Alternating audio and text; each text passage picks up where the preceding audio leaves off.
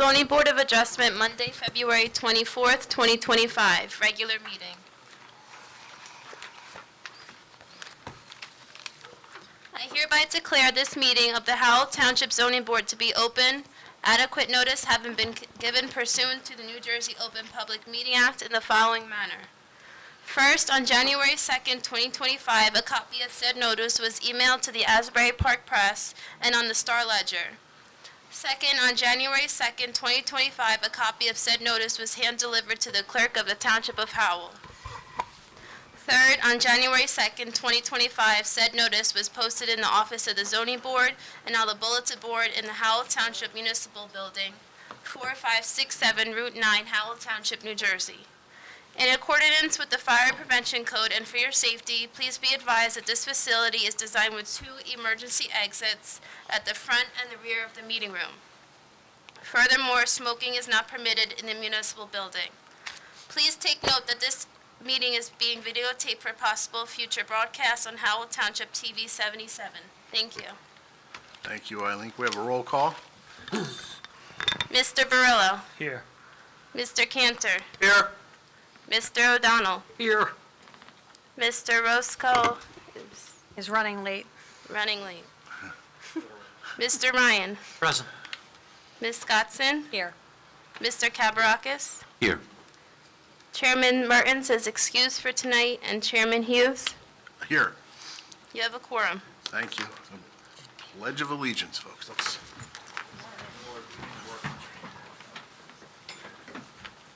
I pledge allegiance to the flag of the United States of America and to the republic for which it stands, one nation, under God, indivisible, with liberty and justice for all.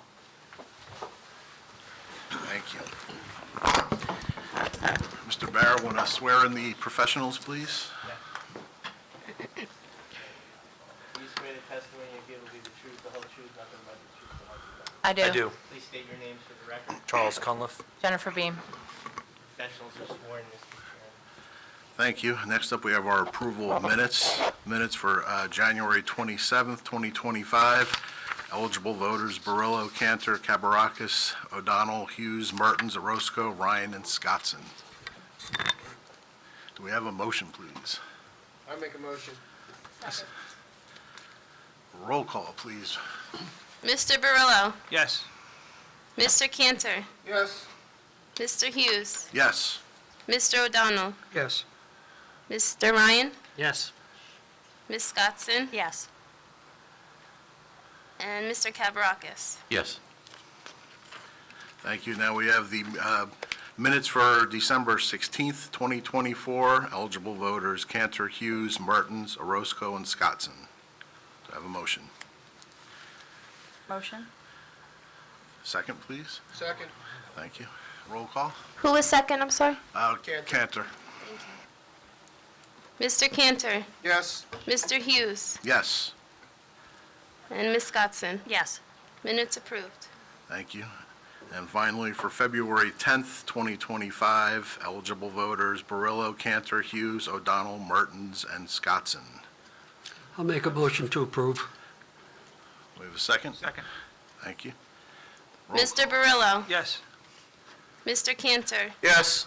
Mr. Hughes. Yes. Mr. O'Donnell. Yes. And Ms. Scottson. Yes. Minutes approved. Thank you. Do we have any correspondence? I have 2 things for correspondence tonight. Case number BA 2406, Turkish American Foundation, needs to renotice. They will be rescheduled with notice to April 7th, 2025. With an expiration date will be given by their attorney. Currently expires April 3rd, but he will send me an expiration tomorrow. Okay. So anybody that may be here for the Turkish American Religious Foundation case BA 2406, the meeting will be moved with notice to April 7th. The next thing for correspondence, I have case number BA 22-01, Haji Holdings, LLC, will be carried to April 7th, 2025 with no further notice.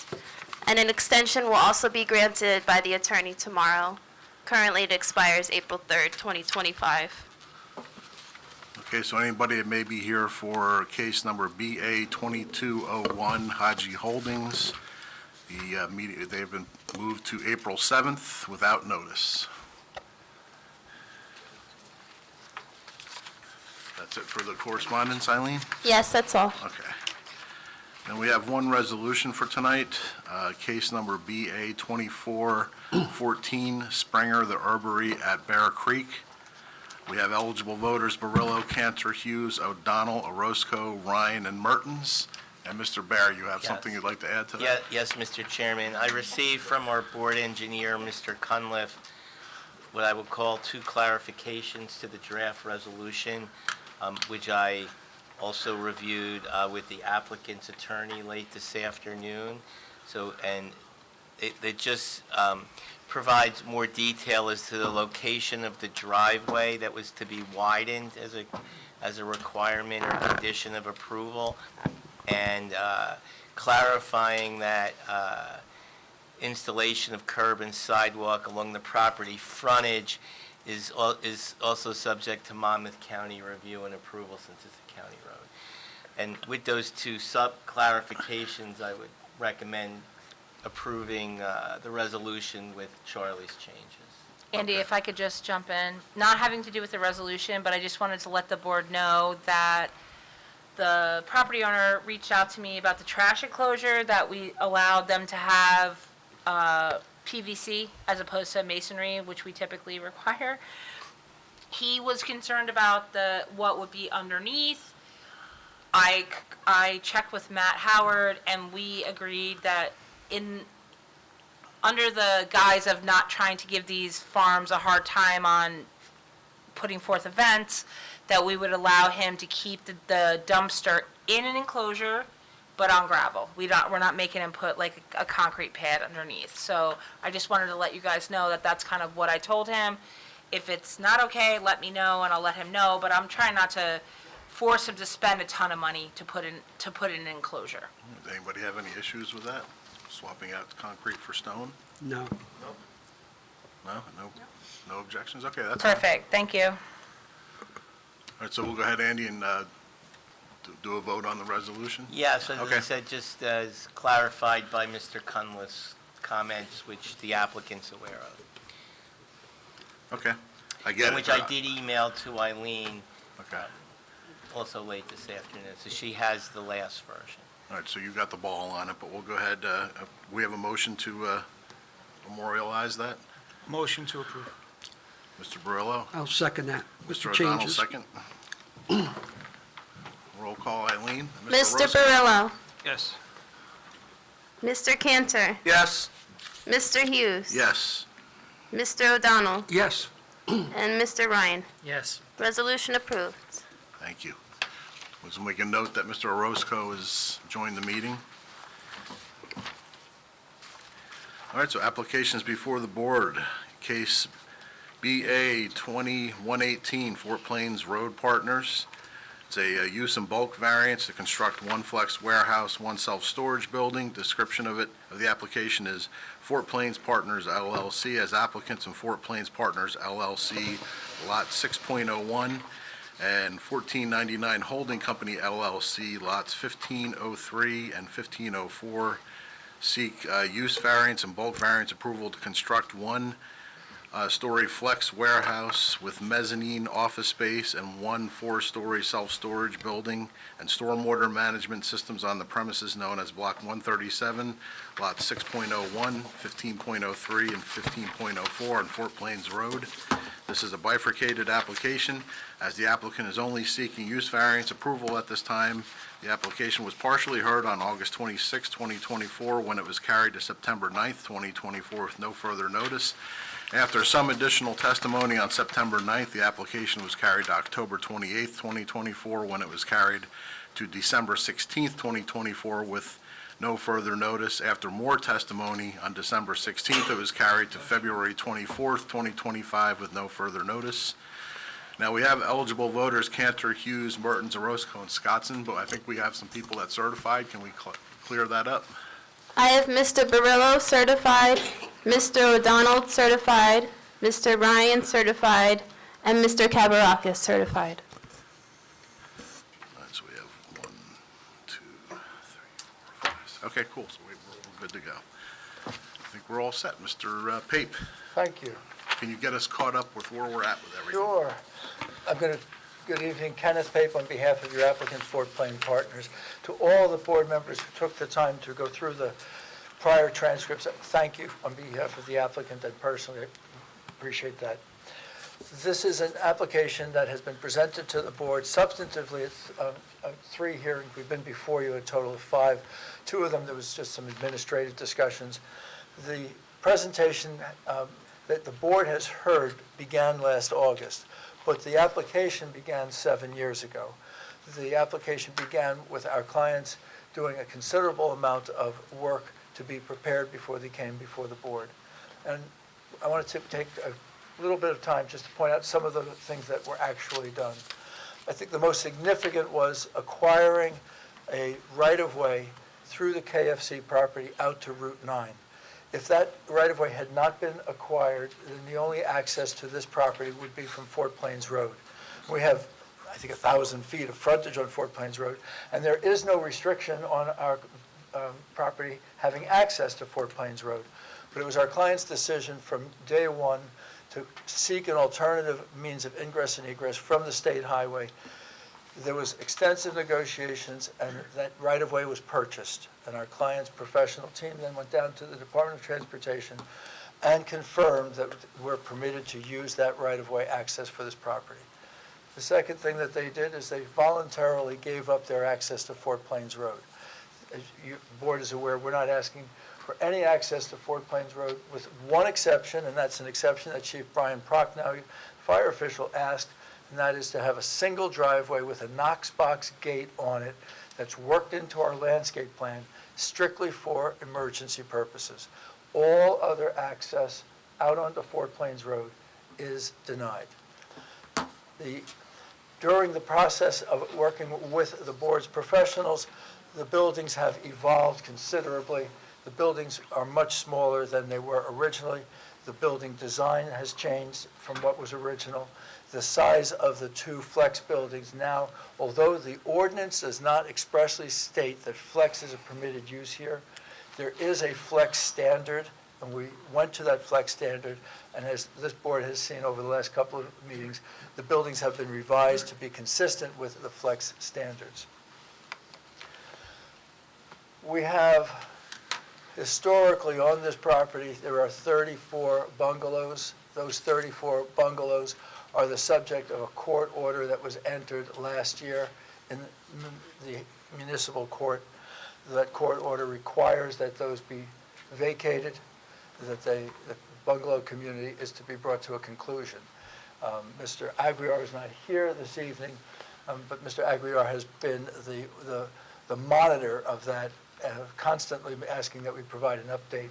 I was pleased when I got on Friday from Larry Leugman Esquire. Larry Leugman Esquire is the attorney who is handling the removal of the tenants for Fort Plains Partners. And on Friday, he has been keeping me fully apprised of his progress. Some of the tenants left voluntarily early. Some left not early, but left. Some, our clients actually assisted in relocating.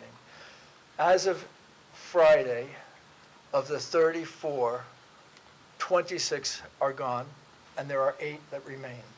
The 8 that remain, unfortunately, I'm going to say what our clients have done has been very humane to treat all of the tenants with respect, but there are 8 that won't leave.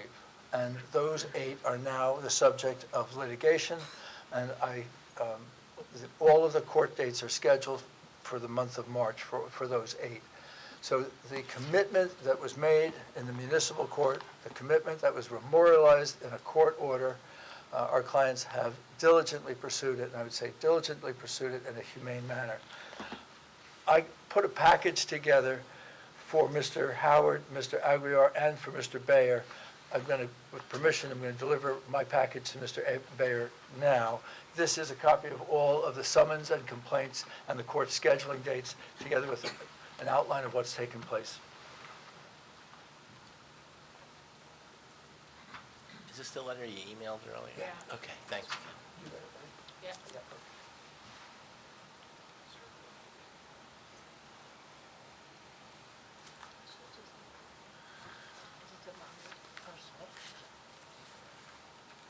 When we were here last, we were asked to do certain things outside of this direct process, and one of those was, I was directed to reach out to Justin Yost as the township engineer, and to ask him what he recommends as a contribution to the traffic signal proposed at the West Farms Road intersection with Fort Plains Road. And I did receive his advices, and he indicated that his numbers were not finalized, but that he believed that that traffic signal will cost approximately $1,100,000. A lot of money, much more than I thought, much more than you thought. And he came to a conclusion, based on the information that he had, that we would have 11% of that. What I'm prepared to tell you is this: participating along those lines is something that our client is prepared to do. If we're fortunate enough to progress to site plan, I'd like to work with Mr. Yost to actually get those numbers down so that we're not just doing shoot from the hip numbers. Where was that again? The Fort Plains and? Fort Plains and West Farms. Okay. Right? There's Yep. discussions about a traffic signal, Okay, excellent. and we were asked if we would participate. We said yes. We were directed to Mr. Yost for a formula. He came up with this. He did say it's a tentative formula. We accept the concept of making a contribution to the town for that intersection improvements. If we are fortunate enough to progress to site plan, I'd like to work out the hard numbers with Justin instead of what I'm going to call a shoot from the hip number. So if I could just opine on that. So I think we need to settle that as part of the use variance portion of this application. Once the use is approved, then we're just talking about site plan related items. You know, I can tell you I did have a discussion with Mr. Yost today, and what Mr. Pape represented regarding 11% of 1.1 million is roughly around 120,000. That, I think, is what the township is looking for as a contribution towards a future traffic signal at that intersection. I think we need to come to like an affirmative agreement on whether or not they're willing to make that contribution tonight, because once we get through the use is approved, and we're just talking about site plan issues at that point. So I think we need definitive clarity on that. Very fine. It'll take me all of 2 minutes on the sidebar to get an answer on that. Okay. I'll finish my opening, and then I'll take that 2 minutes with your permission. There is also a sewer line that runs through our property that was built by 3 private property owners. It was built by CME was one, the Chapter House was the other, and the KFC restaurant was the other. It has a capacity, it's a gravity line that goes out to Route 9. It has a capacity, according to the design engineer, of what's going through it now, plus an additional 300-plus residential units, a lot of capacity. That line, although it's privately owned, will be made available to anyone who's along the Route 9 corridor and wants to tie in. My clients are the owners of the easement. There are 3 others who are part of the private ownership. Anyone who ties in is going to be asked to participate in a contribution to cover portions of the cost, again, on a pro rata basis. But I'm authorized to say that line exists, and it is available to provide sewer to those persons or property owners along Route 9. You just have to be able to get into it. Okay.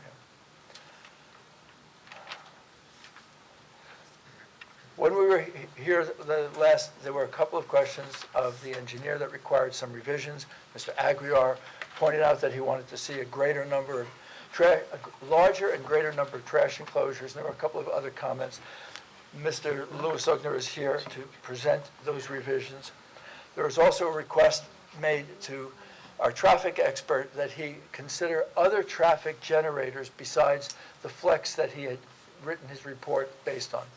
So he went, and there's a new report, he went out and looked at all the potential uses that could be in a flex building, and he picked the one that generates the highest traffic, and he recalculated, and Mr.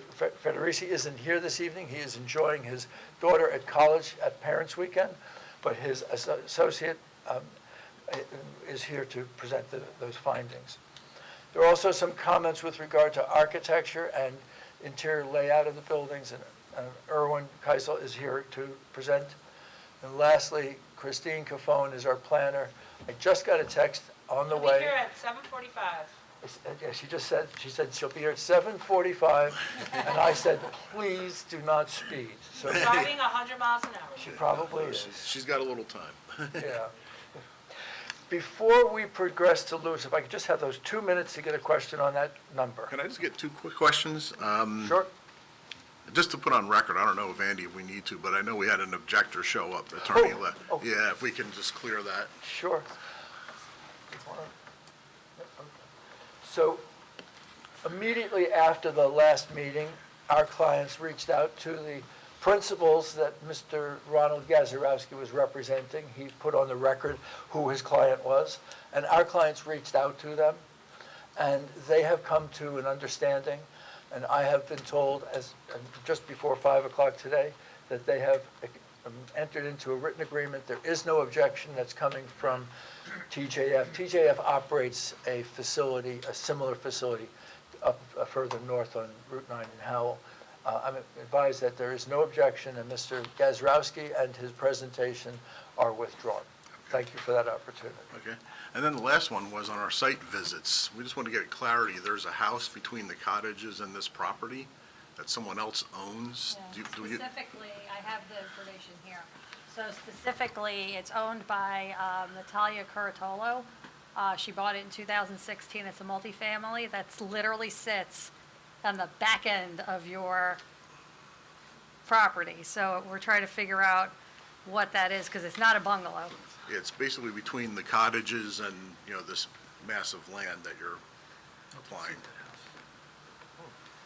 Here, is it okay if I show it to him? Yeah. Okay. We could bring it up on, No, we can't. Oh, you can't? No, it's on my computer. You can't. Don't We're gonna wait. need to take a recess, so Oh. the Board of Ed was in here the other night, and they switched cables, and it's not working. Mr. Reese, can you give us like 5 minutes to figure this out? Yeah, Mr. Pape wants to also, make a phone. Yeah, let's take a 5-minute break, folks. The board will now take a 5-minute break and reconvene at 7:31 PM. The meeting will now reconvene. Okay, Mr. Pape? Yes, Mr. Chair, members of the board, I had the opportunity to speak to our clients and also to Mr. Cunliffe and Mr. Bayer. What our request is this, and I believe it is acceptable to your professionals, that we're agreeing to the 11% of the cost of the signal. The cost of the signal right now is being guesstimated. When there's a firm bid package, we agree that 11% of what that number is our obligation. Personally, I've seen traffic signals a number of times, and our experience is somewhere between $375, $550 is what it comes out to be. If it turns out to be $1.1 million, it's 11% of whatever that is. The 11% we don't take umbrage with. I do know how Justin came up with it. Who's the other 89%? I guess Justin can only answer that. I'm just curious. I know. So, they're just making their contribution towards a future traffic signal at that intersection. So it's based off of traffic they're generating, okay. calculation and everything like that. So, eventually, if there's other entities that are also contributing traffic to that intersection, they're gonna contribute their share. So what I would say is, if the resolution could be awarded, to something to the effect up to $120,000 or 11% of the actual cost to construct said traffic signal, I think that would be appropriate language. Ken, do you have an issue with that? Not at all. Okay. Not at all. Okay. Charlie, on that issue, is there anybody that built recently that has a contribution that they're going to make? And are both of those roads municipal roads, or is one of those roads a county and one's a municipal? They're both municipal roads. This is going back a number of years. I can tell you, signalization up at Colts Neck Road and Route 33, I want to say was in the $600,000, $700,000 range is my understanding of it, but that was, 7, long 8, time ago. 9, 10 plus years Yeah. ago. So There's your other client had committed, there was the project that's being constructed now at the intersection, it was a planning board project. Right. At the intersection of Fort Plains and Sunnyside. Right. There was $800,000 earmarked for roadway improvements. At the time, I think it was earmarked for Sunnyside. I don't mean to talk about your other client, but they decided that it was more appropriate to reallocate that towards the signal. So there is money that's available for the signal. And the more, the closer we get to however much it That's costs, what I'm getting at. the higher probability it's going to go in. Has there been any grant money from the county? No. No. Okay, thank you. Ms. Beam is correct. Oh, yeah. There was a substantial contribution made by that other residential project. Mr. Barillo has a question. Okay, Yes, sir. If we can get back to, hi, how are you? If we can get back to that sewer line, because you had mentioned, so it's privately owned by different entities? There's three, this goes back to when KFC was approved probably 15, 16 years ago, and there was no sewer that came out to Route 9. The CME, Chapter House, and the KFC operator got together, acquired an easement over our client's property. It was owned two owners ago. An easement was sold, and the line was designed and approved, and it was installed. And it's a very substantial gravity line that goes to the sewer line in Fort Plains Road and comes out to Route 9. It was never taken over by any government agency. The three of them maintain it. But there's lots and lots of room in it. In fact, 300 residential units worth of room that's left in the Okay, line. so all parties who have ownership to this sewer line are in agreement that other commercial buildings or establishments can tie into that? Yeah, their And agreement is says that. Is that like written somewhere, like an agreement that is so? Yes, yeah, it's a private sewer agreement. No, but do you have written approval from those different entities that what you're saying is in fact what can happen? The agreement says people can tie in. I don't have a separate agreement other than the original agreement that said that this was built to, this line was built to handle the capacity of 300-plus residential units.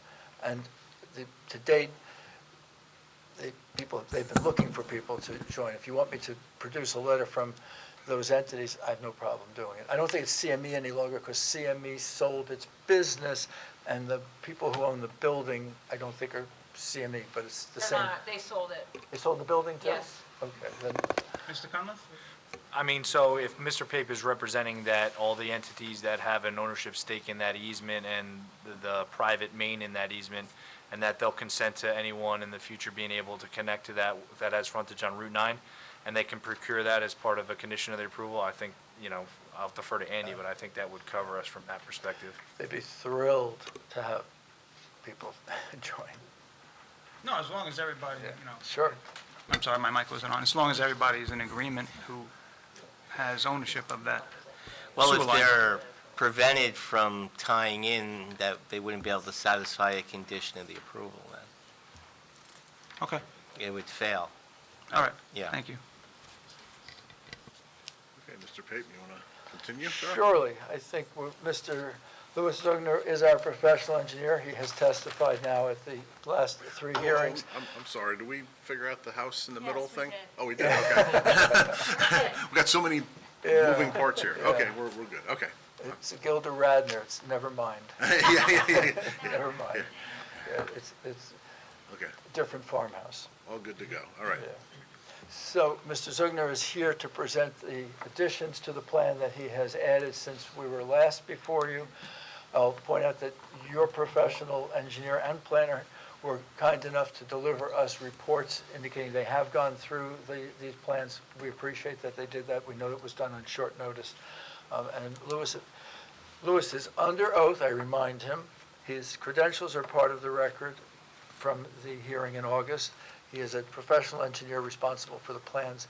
If you just give us a quick orientation for all of the board members as to what we're looking at, and then identify the additions that have been added to it since the December hearing. Certainly, good evening.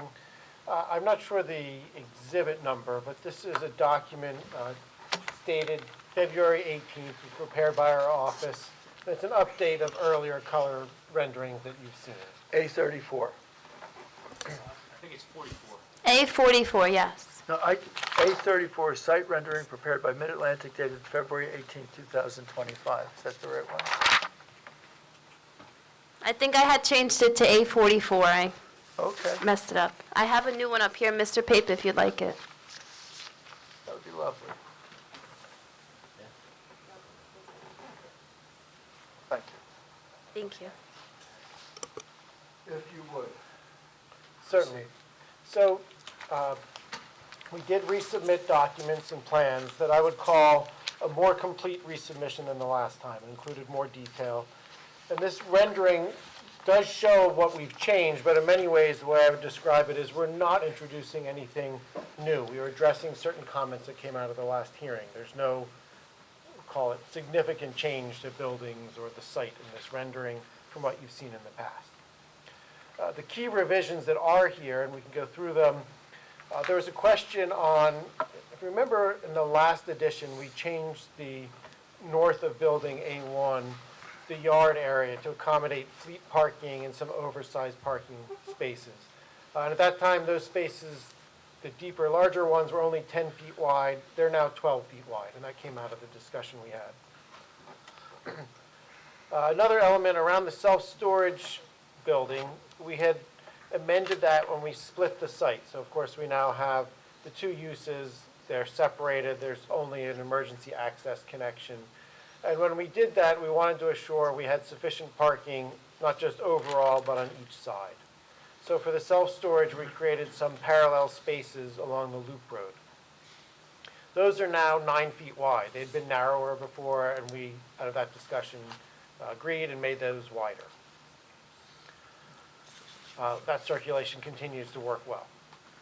Another element coming from discussions with the fire chief, now these plans do clearly indicate that all of the circulation is labeled as fire lane, and that assures that there's circulation around both the self-storage building here and buildings A1 and A2.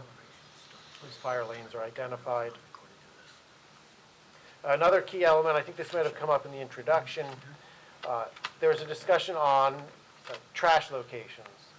And we have increased the number and the size. So there are now 5 in total, 4 around the flex space areas, buildings A1 and A2. Those could be seen as sort of a light-colored, concrete speckled area at all 4 corners. Those are in convenient areas for pickup. They would work well. Those will be masonry enclosures. And then there's also one for the self-storage building, and that's at the very bottom right of the plan. I wanted to make a comment with regard to the self-storage trash. The trash receptacle at a self-storage facility is locked. Otherwise, it's going to fill up with people who are throwing their things away as they're leaving. So it's kept locked. It is only for the owner. Everyone who rents from the self-storage is given direction that that's not available to you. And I wanted to point that out, that's the reason why there's one and not a whole lot of them for that building. Correct, thank you. There are a couple of other elements in this resubmission which really don't appear here, but we worked with the architect, who you'll hear from later, on making sure our plans, doors, and overhead doors all matched. And in terms of plan changes, there might be a few other things to discuss, but that's what is reflected. I think that if you could just, in December, when we came before the board, there were some significant changes that had been made based on requests made by this board and board professionals in September. The biggest one was the separation of the 2 projects so that each would stand alone, from a circulation, from a drainage, and if you could just confirm that you have accomplished that these each stand alone and that they're not interdependent. They do stand alone, and the significant element was an enlarged area that's green between the buildings. That's obvious in the rendering. That would contain a stormwater feature, but also there would be sort of a chain but emergency access path for fire emergency vehicles, but that there'd be no circulation between the 2. They each have their own entrance. We talked before, they would each have their own monument sign. And they each have their own access to Highway 9. That is correct, and only only Route 9. The other item that we presented to you when we were here in December was the buffering and landscaping, increasing buffers, and I note that there's comments in the current report that the buffers are now adequate in size. And at the end of the meeting in December, I see Shari's not with us this evening, but at the end of the meeting, Shari was asked if she was satisfied with the landscape scheme that had been advanced, and she said that she was, and we indicated that we would work with her in detail if we progress to site plan. But she did indicate that the concept that was presented to you is acceptable. And one thing I might add is, sometimes with a parking lot like this, if there were parking lot landscaping that didn't fit within the parking lot but's required, that would still be incorporated into the perimeter of this site. If I may, I learned, and I want Ms. Beam to, I learned from working with Ms. Beam on other industrial projects that sometimes landscaping the parking lots in industrial areas is not the best idea, but you don't get away with it. Whatever the landscaping would have been in the parking lot, we're going to have to put it somewhere else on the site. We like that concept. So if the board allowed a waiver of no landscaping islands in the parking lots, we would calculate that landscaping and find a place around the perimeter to do it more intensely.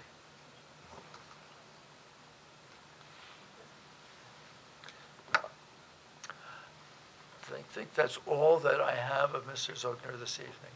Okay. Mr. Paper, question. I agree with what you said about the green landscaping inside the parking lot. Those trees on the end, are those going to be large trees?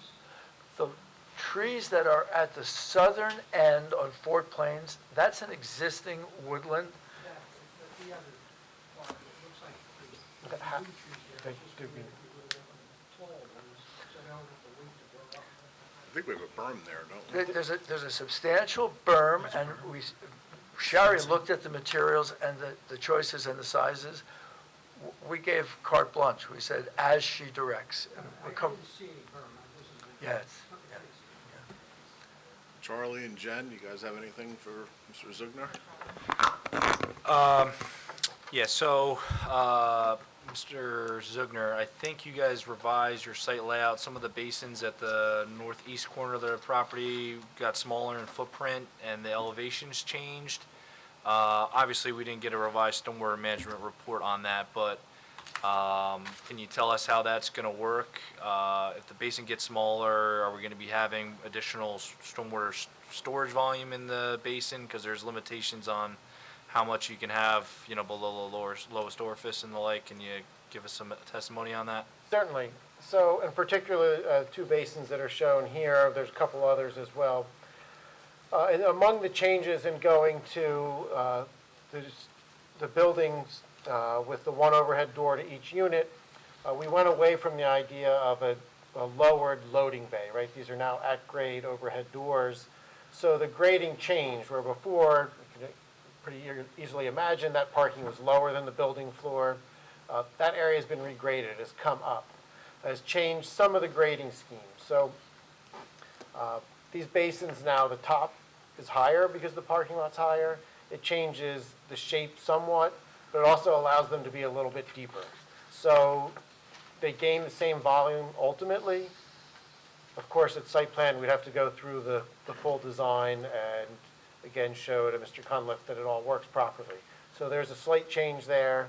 The volume's still maintained, but there's a slight sort of size element in that shape. So would it be accurate to say, if this was advanced to site plan, if we found an issue with you storing too much water in the basin without discharge below the lowest orifice, the scale of the development would need to be modified commensurate to comply with the stormwater rules? You answer from the engineer's perspective, I'll answer for the client. I would take it in a little bit of a different direction. We have to comply with the stormwater rules. And I'm confident that we can. That might mean a change to size or shape. So might need a retaining wall to gain more volume, or we might need to find volume in a different manner or a different location. And whatever that result is in the overall site, that's what the result would be. I'm going to supplement that on behalf of the applicant. There are two sets of regulations for stormwater management. They're the ones that come from the town's ordinance, and they're the ones that come from the DEP. And there is no variance or waiver relief from either. So we acknowledge on the record that we must meet the township standards and we must meet the DEP standards. There is no relief. I think that's satisfactory testimony. I just wanted to get, the board is, and the town, it's not our interest to grant waivers or variances from the stormwater regulations. If we found something at time of site plan that the basin footprint needed to be bigger to maintain maximum storage depth per the rules, they would have to modify the site accordingly, and, drive aisles could have to move, or buildings might have to change footprint or be smaller. I just wanted to get that on the record. I think that's all I have from Mr. Zugner. Okay. I just wanted the board to know, I know Shari's not here, I did speak to her today. She did agree that you have agreed in principle to the things that she has asked, but has yet to see it on a plan. She basically said that she's probably gonna ask for additional trees to fill in and kind of beef up where there's holes. But you have plenty of trees to make up for it because of the clearing, so she didn't think it was a big ask, but she just wanted to make sure that it was on the record that they've agreed to it in theory, but she hasn't seen it on a plan yet. But if the board is gonna act in the affirmative, and I'm not 100% sure which direction you guys are gonna go, and they come back for site plan, we can button that up at site plan. And I'm assuming, Lou, that when you said that about maybe a retaining wall or increased volume or whatever, that's something that you're gonna finalize, you plan to finalize at site plan if you get over this hurdle tonight? That's correct. So a full landscape plan and all of the stormwater reports would be addressed at site plan. And just because those two tie together, the stormwater basin work can't go into the buffer. They're not I going understand into that, the yeah, buffer. well, yeah, 100%. Nothing can go in the buffer. I don't have anything else yet. Okay. Any board members have anything for Mr. Zugner? No. Mr. Barilla? Mr. Pape, is your traffic expert here tonight? Yes. Yes, he is. Your traffic expert's Yeah, Nick Federici is not his associate who works with him. Okay, so I'll hold my question. Okay. Thank you. There is one question that we have for the board, and I don't know whether you want to answer it now or at a later time, but we do not have sidewalks along Fort Plains, and we don't have sidewalks on the limited piece of property that we have on Route 9. We do know that if you don't put in sidewalks, there's a $7 per linear foot contribution into the sidewalk contribution. We'd be very interested in knowing, either now or at some time in the future, whether you'd like to see us add the sidewalks or write the check. I think Either- we're on either's Route fine. 9, we want to see sidewalks, right? Sidewalk Yeah. on 9. Yeah. Sidewalk on At a 9? very minimum, sidewalk on 9. I Yeah. mean, we've been very diligent about creating that comprehensive sidewalk network. We've already got a couple there that we've already Yes, dealt with, and yeah. the bus runs up and down, and when there's no sidewalk, if you look at an aerial view, you can see a dirt path where people walk. So sidewalk on 9 is critical. It's up to you with respect to what you want on Fort Plains. I mean, that road is not super safe, and there isn't sidewalk along it, but maybe it's time to start creating a sidewalk network. I mean, not that long ago, I think it was 2 or 3 months ago, a little kid was hit on a bike, not that far from where this comes out onto Fort Plains Road, because there's no sidewalk, there's very minimal shoulder. So it's up to you guys on Fort Plains, but I definitely would advocate for sidewalk on 9. I Well, would- but how long, how much sidewalk is actually, how much frontage is on actually Route 9? It's pretty minimal. Yeah, Route Correct, but it's gonna connect to sidewalk as properties develop, right? So you have all those little houses that are now in a redevelopment area that we're encouraging to redevelop. You get sidewalk there. Then KFC comes in for a new site plan. That gets sidewalk. CME just sold their building. There's gonna be a new user there. There's gonna be sidewalk. We have to keep getting it, even if it's minimal, because otherwise, you have people walking on the shoulder of Route 9 and it's not safe. And the bus routes on Route 9 are significant, I know we just did it across the street. 100%. Any frontage on Route 9, I'm gonna advocate for sidewalk, because people are walking. It's not, I was like, oh, it's Route 9, people don't walk. That is absolutely not true. They absolutely walk to get onto the bus. I walk on Route 9, and there's no sidewalk where I walk, so Right. I agree with you. Right, 100%. Yeah, so I think. So it's up to you on Fort Plains, but on Route 9, I would 100% advocate I for think it. the planned answer would be Route 9 for sure, and we'll have to We just want discuss. you to know that we're aware that there's an ask in the staff reports. Okay. and We're amenable to whatever direction you send us. Mr. Chairman, I'd like to say, on Fort Plains Road, I wouldn't recommend the sidewalks. I've been down that road so many times, and there's all busted up trees where people go off the road, down by the curve there, and before. If you put sidewalks there, it's just gonna be more people getting run over, and not the ticket spot. Tom, is your mic on? No. No, now it's on. Yeah. Yeah, I don't recommend sidewalks over there because I think it'd be too dangerous. Okay, and we defer to you, and we know That's just that- my opinion because Where are you saying no? on Fort Plains Road. Oh, definitely not. You know, we have that curve, but there's so many trees over there that get run into and crashed, and people walking their dogs and stuff, they're, especially if it's in the winter and it's icy there, they're gonna get hit. Well, they're safer if they're on a sidewalk than if they're in the shoulder. I would Because that's where people are now. Well, if they're foolish enough to walk on the shoulder. They then- are walking there. That's not if they are. But they have a sidewalk on the opposite side. It doesn't matter. They're walking. Stop. You have to wait. You have to wait. Well, that's just my opinion. We could argue about it. Yeah, maybe this is something the board, maybe you hear from the public and then you Yeah, come to some I kind agree of with that, determination Charlie. on it. And just to give the board some context, so the frontage on Fort Plains is at least 2,700 linear feet. So, and to clarify Ken's point, so the contribution, it's $7 per square foot of sidewalk, just to put clarity on it, so. But, Is it per square foot or per linear foot? we'll I think confirm it's it, per but square I'm foot. pretty sure it's per square foot, I thought it was pretty which is around 63, 65 bucks a square yard. But that's what's in the ordinance, so. Okay. Actually, I do have a question Mr. for Brill, go Mr. Zugner. Our mic's on? Good.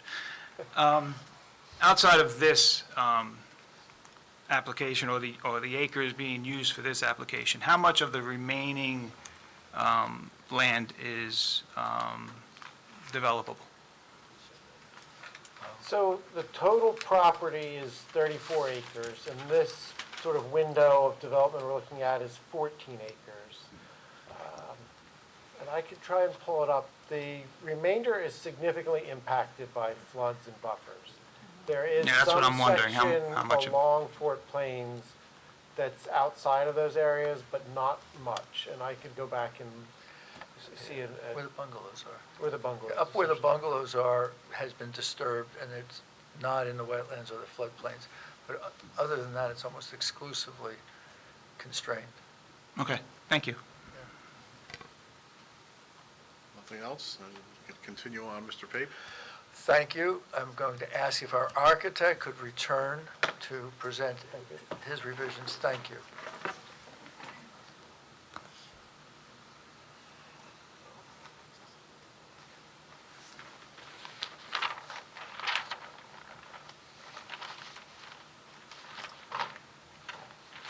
Good evening. I remind you that you're under oath, and I remind the board that Mr. Kessel's credentials were placed on the record. He was established as an architect in the area of expertise. He was charged with coming up with some revisions and supplemental information on his plan set. I'm going to ask if you could give us an outline of those revisions and take us through them using the exhibits that have been recently filed. So if we could go to the latest exhibit for the architectural plans, which I believe is A12, date last revised 10/15/24. This consists of several drawings, elevations, and floor plans, and this represents, the latest drawings. What we had to do, so what we're now looking at are the two flex buildings.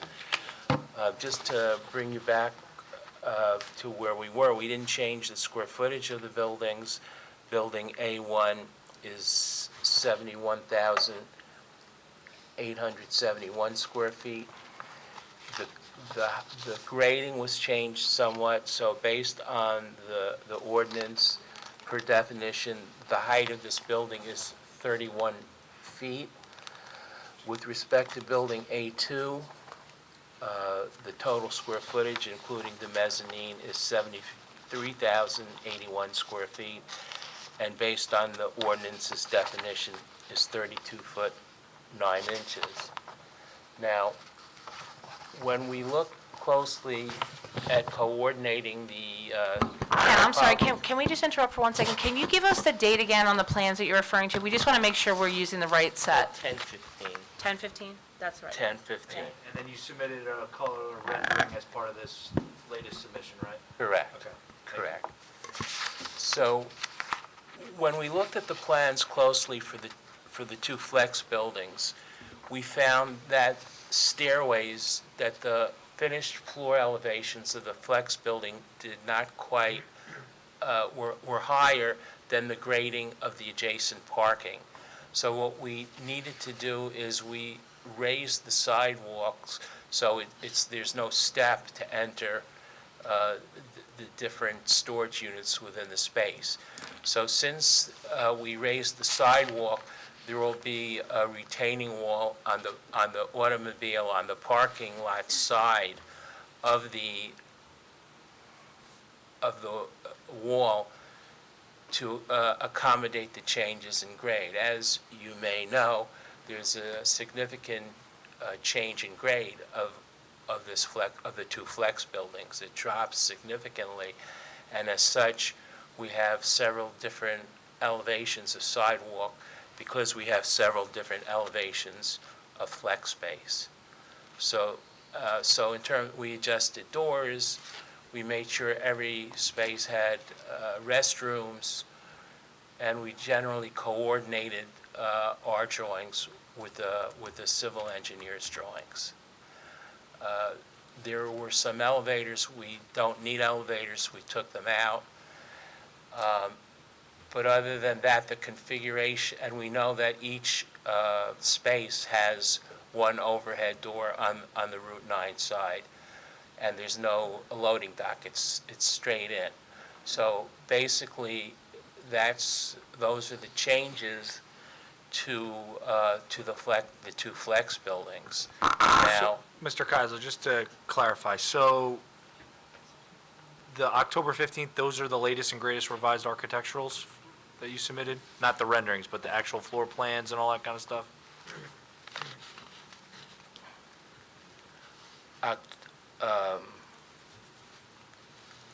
Wait a sec.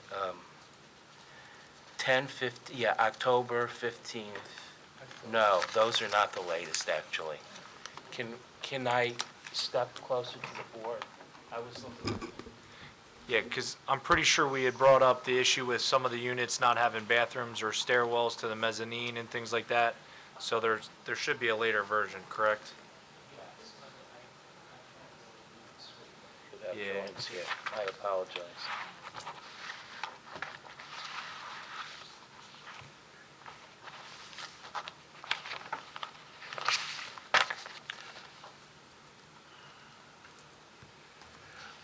I'm sorry, the latest date is February 13th, 2025. Those are the drawings that you should have. And I think that's what you have up there. Yes.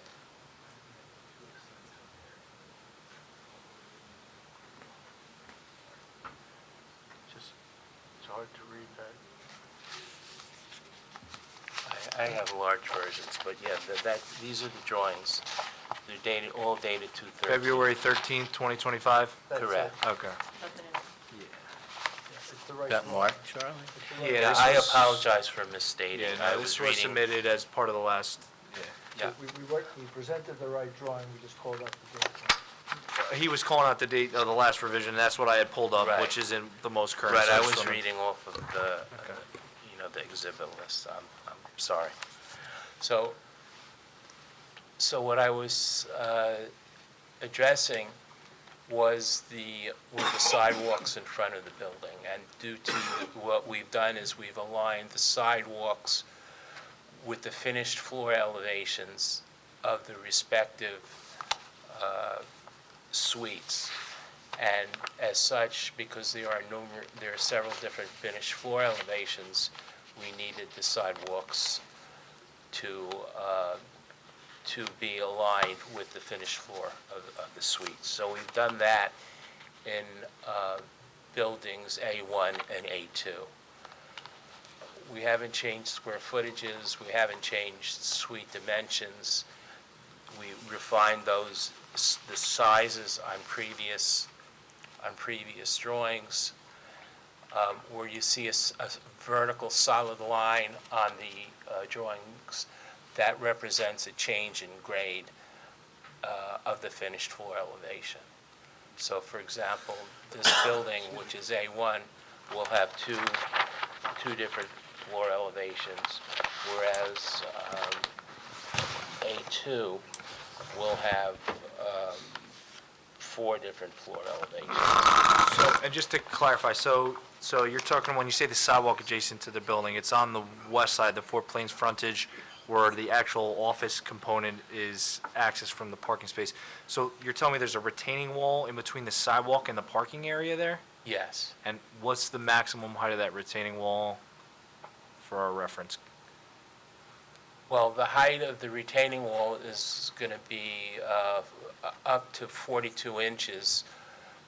It's going to act as a guardrail too, potentially. So it'll be 42 inches above the grade of the finished elevation of the sidewalk. Yeah, so it's 42 inches, so 3 feet 6 inches higher as you go to the north, it goes from at grade up to 42 inches above the adjacent parking? Right, but the parking, yes, but the parking is sloped, so it'll start lower and then it'll get higher as the. Yeah, so the sidewalk is flush with the curb height at the south end, and then the retaining wall gets higher as the parking area gets lower? Exactly. Okay. Exactly. So, and if this is advanced to site plan, the applicant would get any necessary building permits as far as for the retaining wall and comply with fencing requirements and everything like that as required? Before we go there, I want to see what this looks like. Because, aesthetically, I'm not interested in a 42-inch retaining wall up against a building with some kind of guide rail on top of it. Like, I don't know what exactly, so what is it going to look like? It will be a decorative block retaining wall, split-face block retaining wall. And is there going to be something on top of it? A rail. A rail, it'll have a Like a guide rail like you see on the highway? No, a decorative handrail. Do you have a detail? Not with me right now. You didn't submit a detail with this? No, we did not.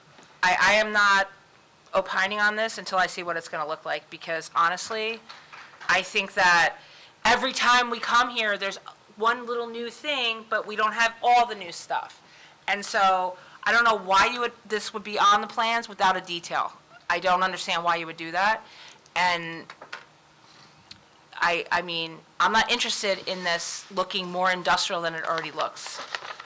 Well, I get it, but I'm just saying, typically we have bollards, and so I'm not saying you can't put the retaining wall, but I don't know why you would provide this on the plans without giving us a detail of what it's going to look like.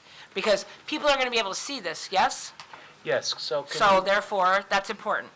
So can we go to sheet A, 5.1, which has the elevations of and if you could zoom in on, for example, drawing number 1 at the top of the sheet, which is the front elevation of the building.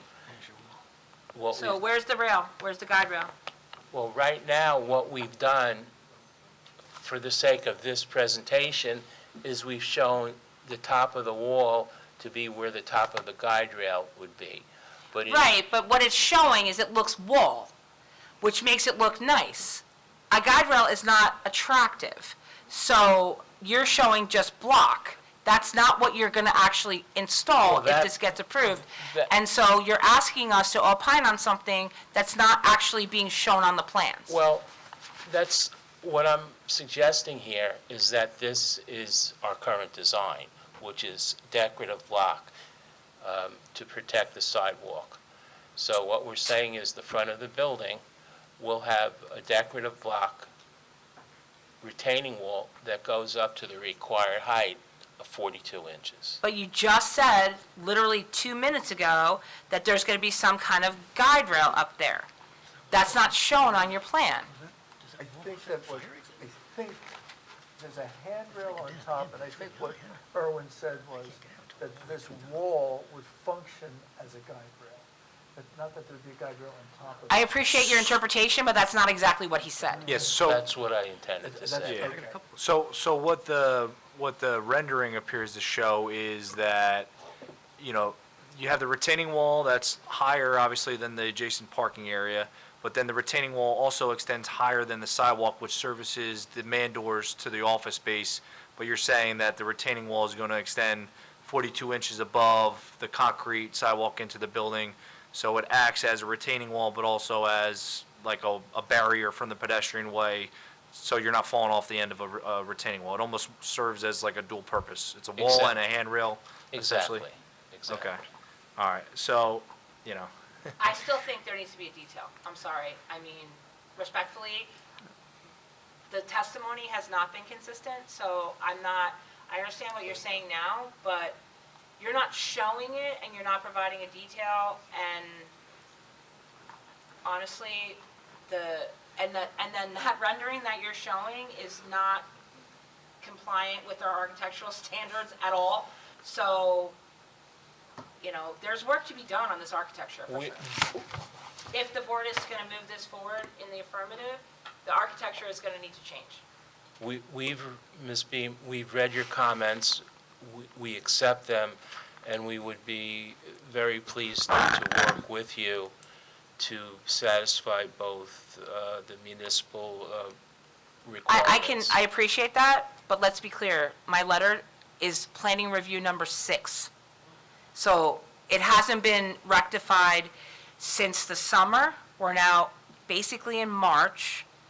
I would have expected at least something attempting to comply between summer and March. Planning review number 6, my architectural comments have been consistent throughout, and we're still here. So I appreciate your willingness to work with us, but understand my frustration in the fact that it's yet to have happened. That's not typically how this process works. So this should, in my opinion, this is something that should have been dealt with up to before now. So you could take that for what it is, but yes. I'm not satisfied with the architecture as of now. It's not compliant, and it's had months and months and months and months to become compliant, and we're still where we are. Yeah, and, you know, I know there was testimony that the architectural has been revised to comply with the, you know, to agree with the site plan, but I'm looking at the site plan and the grading plan, and I'm not seeing where it's indicating a retaining wall adjacent to the parking on the site plan or with the grading, so we would want to see that clarified too. I can see it on the architectural, and based on the representation they made, it seems apparent and clear, but it doesn't come across that way on the site plan and the grading plan, certainly. We're not seeing access to that sidewalk either. We see this long retaining wall, which is several hundred feet. No access. I imagine in some areas you're even going to need steps to go up to No that. steps. No steps. Access. The purpose of the wall and the raised sidewalk is to eliminate the need for steps. That's the entire purpose of this. So where would you access the sidewalk? If you're parking in those head-on spots in front of that retaining wall, where would you be accessing I don't see any access in this elevation. Well, the access,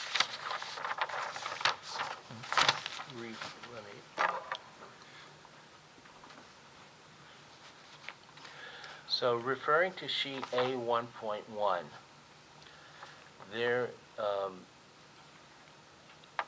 there is an access point just to the left of the island, just to the left of the island that's shown on that plan.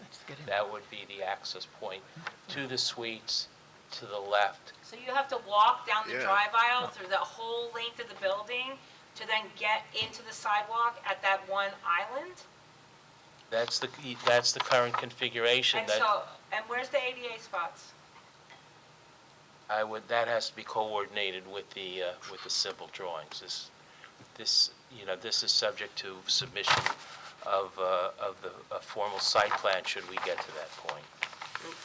Is that compliant with fire egress too, from the last building in front of the wall, if I need to get out? The buildings comply with fire egress, With the wall? with the wall. So if I'm in a Even- wheelchair and I'm in the last building, I have to wheel all the way uphill from a wall? No, the sidewalk is flat.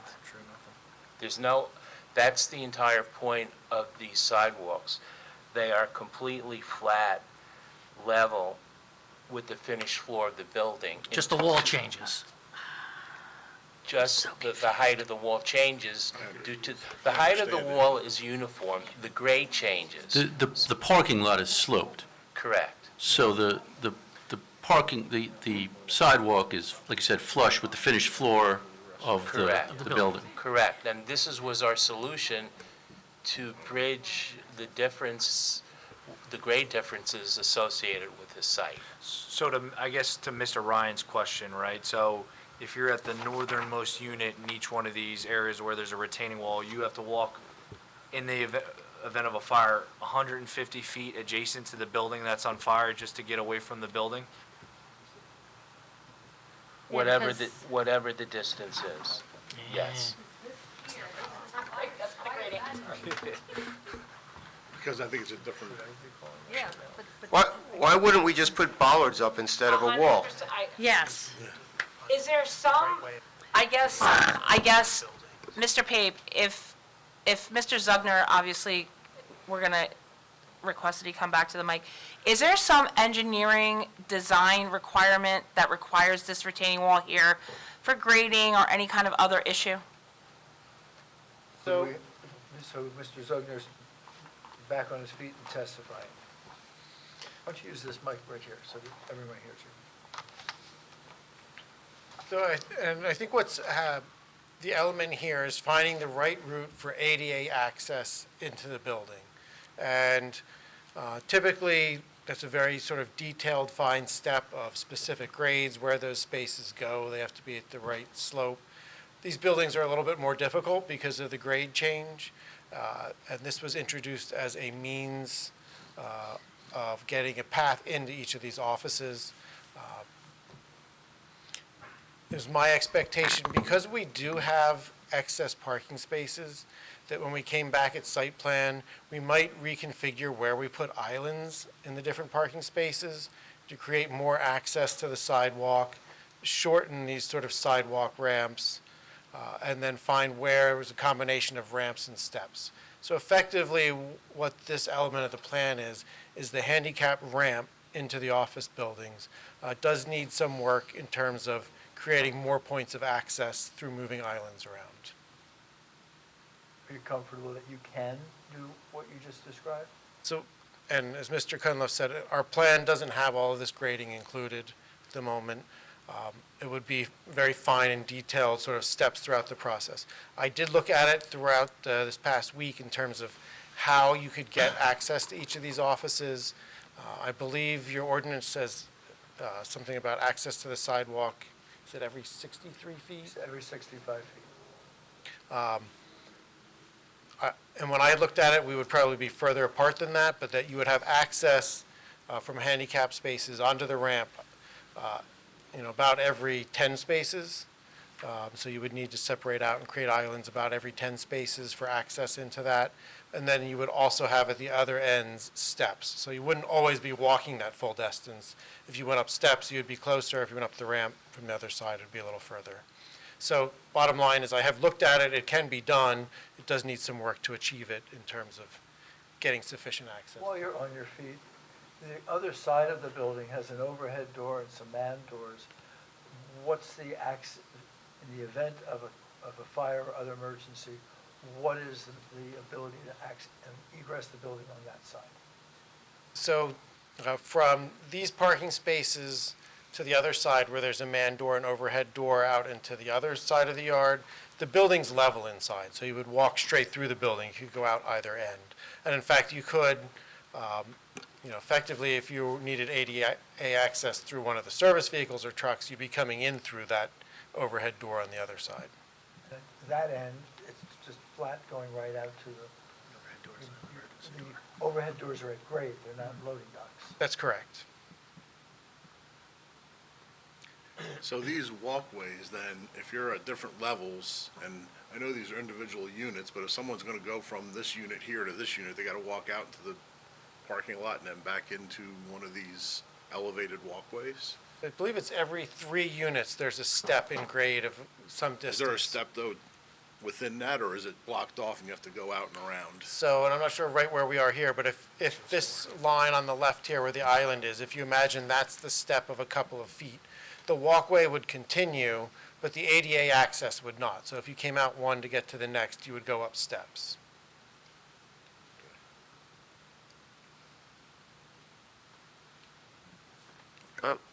Maybe it's the wrong place for it, but I'm still not understanding why we need a wall there. I was thinking the exact same thing, why do we need the wall?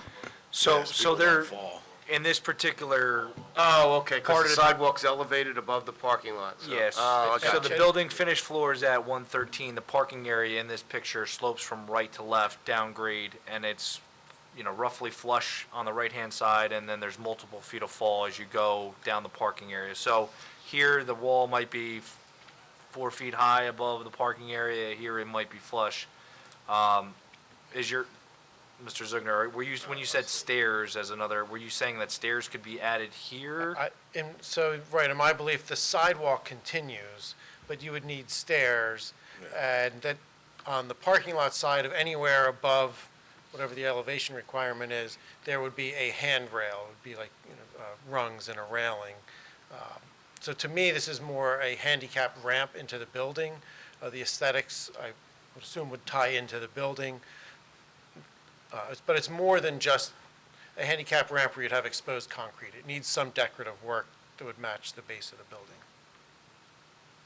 Yeah, I guess the question, and I don't know if, obviously, everything gets circulated to the fire bureau. I don't know if they were, aware that there was gonna be, a retaining wall and that long of a ramp.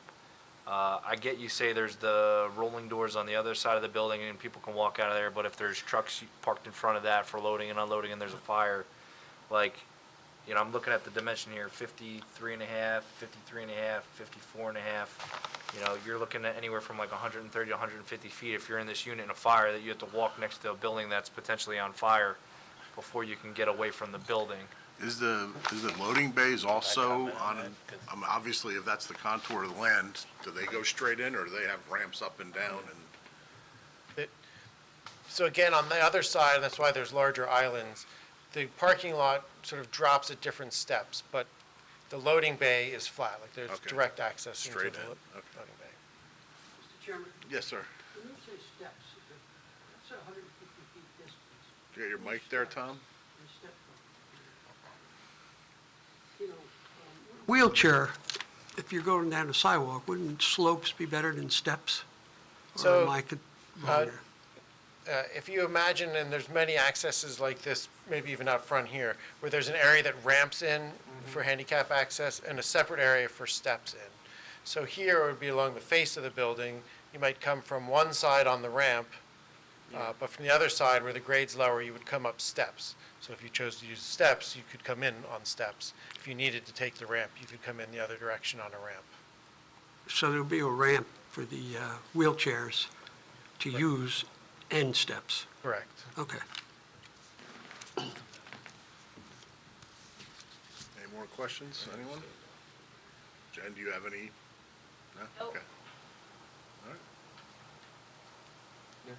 No. Thank you. I'm going to ask if you could continue, and I think we also would like to discuss this, or we have to discuss the self-storage building design and also signage, if you could.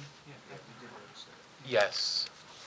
First, if we can go to the elevations of the self-storage building, which would be sheet A7 that was submitted.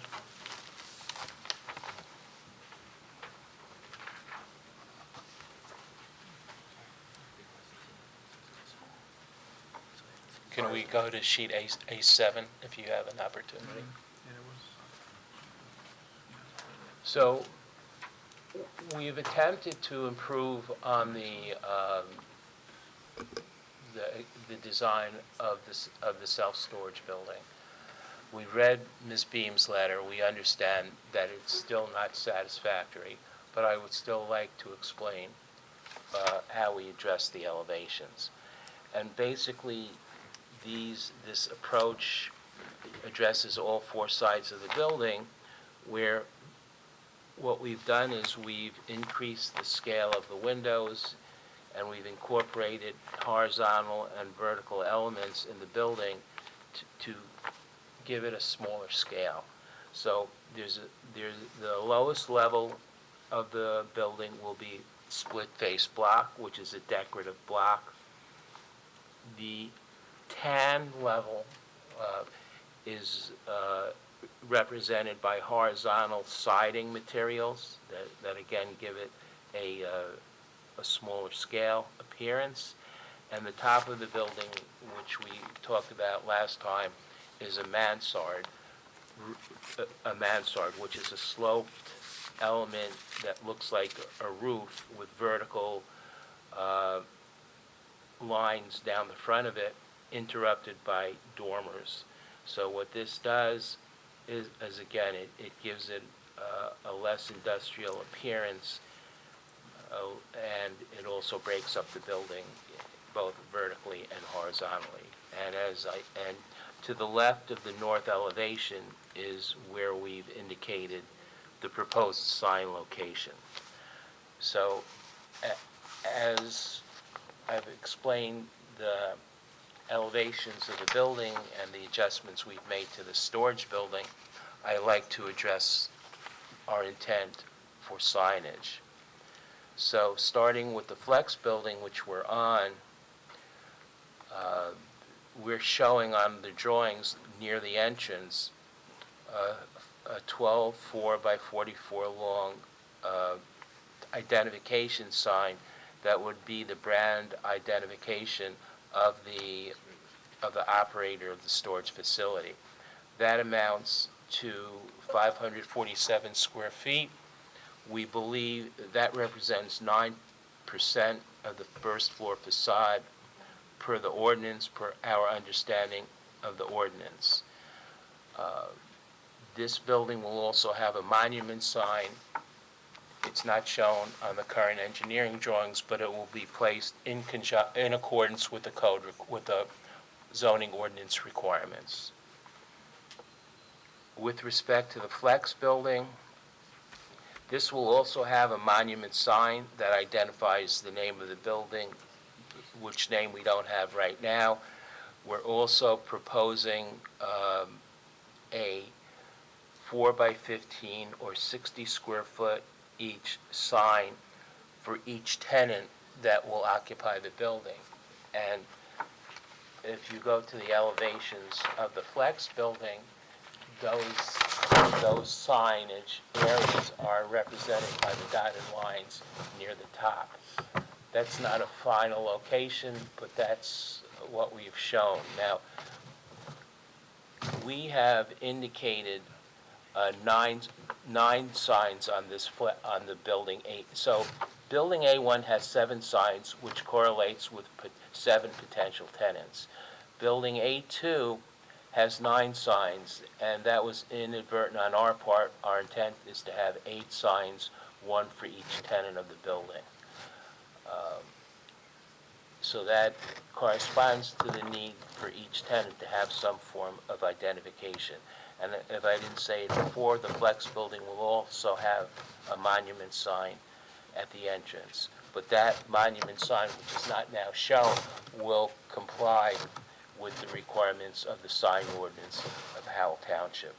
In addition to that, there will be a one-way finding sign for the two Flex buildings and one wayfinding sign for the self-storage building. You've acknowledged that there are comments in the staff reports that the architectural elements of both of these buildings are not satisfactory to the board's professionals, and if you could... You have to talk louder. Oh, I'm sorry. If you would acknowledge that in the staff reports that were generated on these versions of the plans, there's an indication that the architectural treatment of both of these buildings is not yet acceptable, is not yet compliant with the ordinance, and if you could reaffirm that you're agreeing to work with the township to accomplish that. We would be happy to work with the township to accomplish the architectural requirements and desires for the appearance of these two buildings, these three buildings. Now, if I may say, I think, I don't want to dissatisfy the board and the planner with regard to the design of the buildings. Instead, what we've done is, instead of trying to start anew and create a new architectural design for the facades of these buildings, we've attempted to change the buildings as designed and come up with new solutions. But I would be very pleased to start the facade designs from scratch, reread the ordinance, look at the requirements, and come up with designs that are in keeping with the zoning ordinance. And that would give me, I would be very happy to do that. I have nothing further of our architect. Look to the board and board's professionals for examination. Anybody on the board have questions for her? Can we just take a look at the elevation where the loading side is, the loading bay side is? So you mentioned that the pavement, if I heard correctly, the pavement in front of those loading doors is going to be level, correct? Unlike the other side where it slopes. Correct. So then it will step down, correct?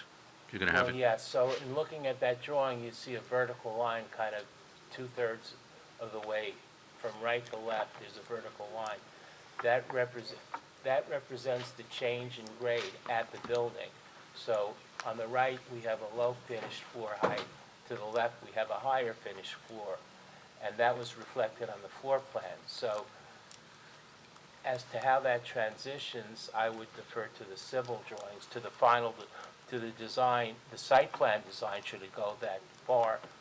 I would defer to the civil drawings for how to transition that.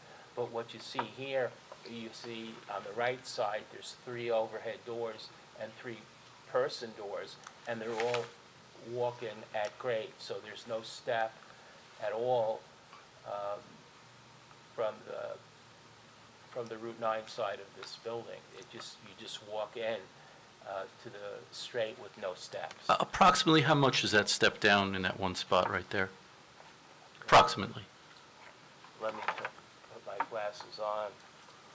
If I'm looking at the right one, it's about 6 feet. So right here we're talking about, right? 80% of that door next to it. That could be that could be 6 feet. So now, will you need another retaining wall that will run perpendicular from the building? Well, as we heard earlier, as we go into the site plan design of this, a closer look will be taken to the grading of this site. And I believe, as I look at this, if you go to the site rendering sheet, there's a dark line. There's several dark lines that are perpendicular to the building, and I believe those represent retaining walls to transition between the different levels of the building. So I've asked that Mr. Zugner come up again and explain how that side of the building transitions from each of the levels. Sure. And I would note that this sort of element with these larger islands, this has been part of the plan for some time. So this is not a changing, but it doesn't mean that it's clear to everyone. So there's sort of two elements here. In that island, there is a wall, which Mr. Keisel was talking about, that would separate the two steps in the building. And then there's also grading in the islands. So in that island, it's effectively like a steep drop or segment from one level to another.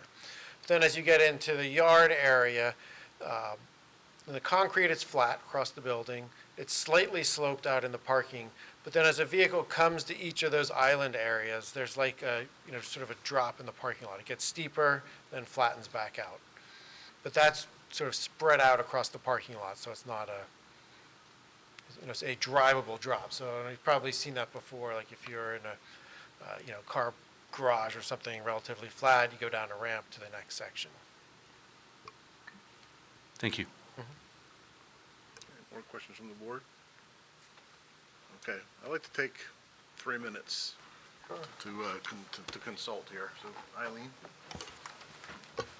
The board will now take a 5-minute break and reconvene at 8:45.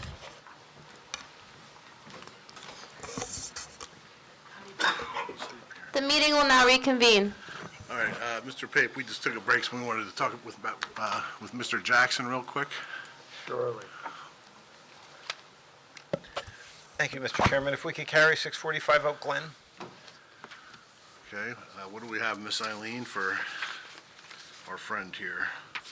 That's 2026. Yeah, 20. I think we'll get him in a little bit before that.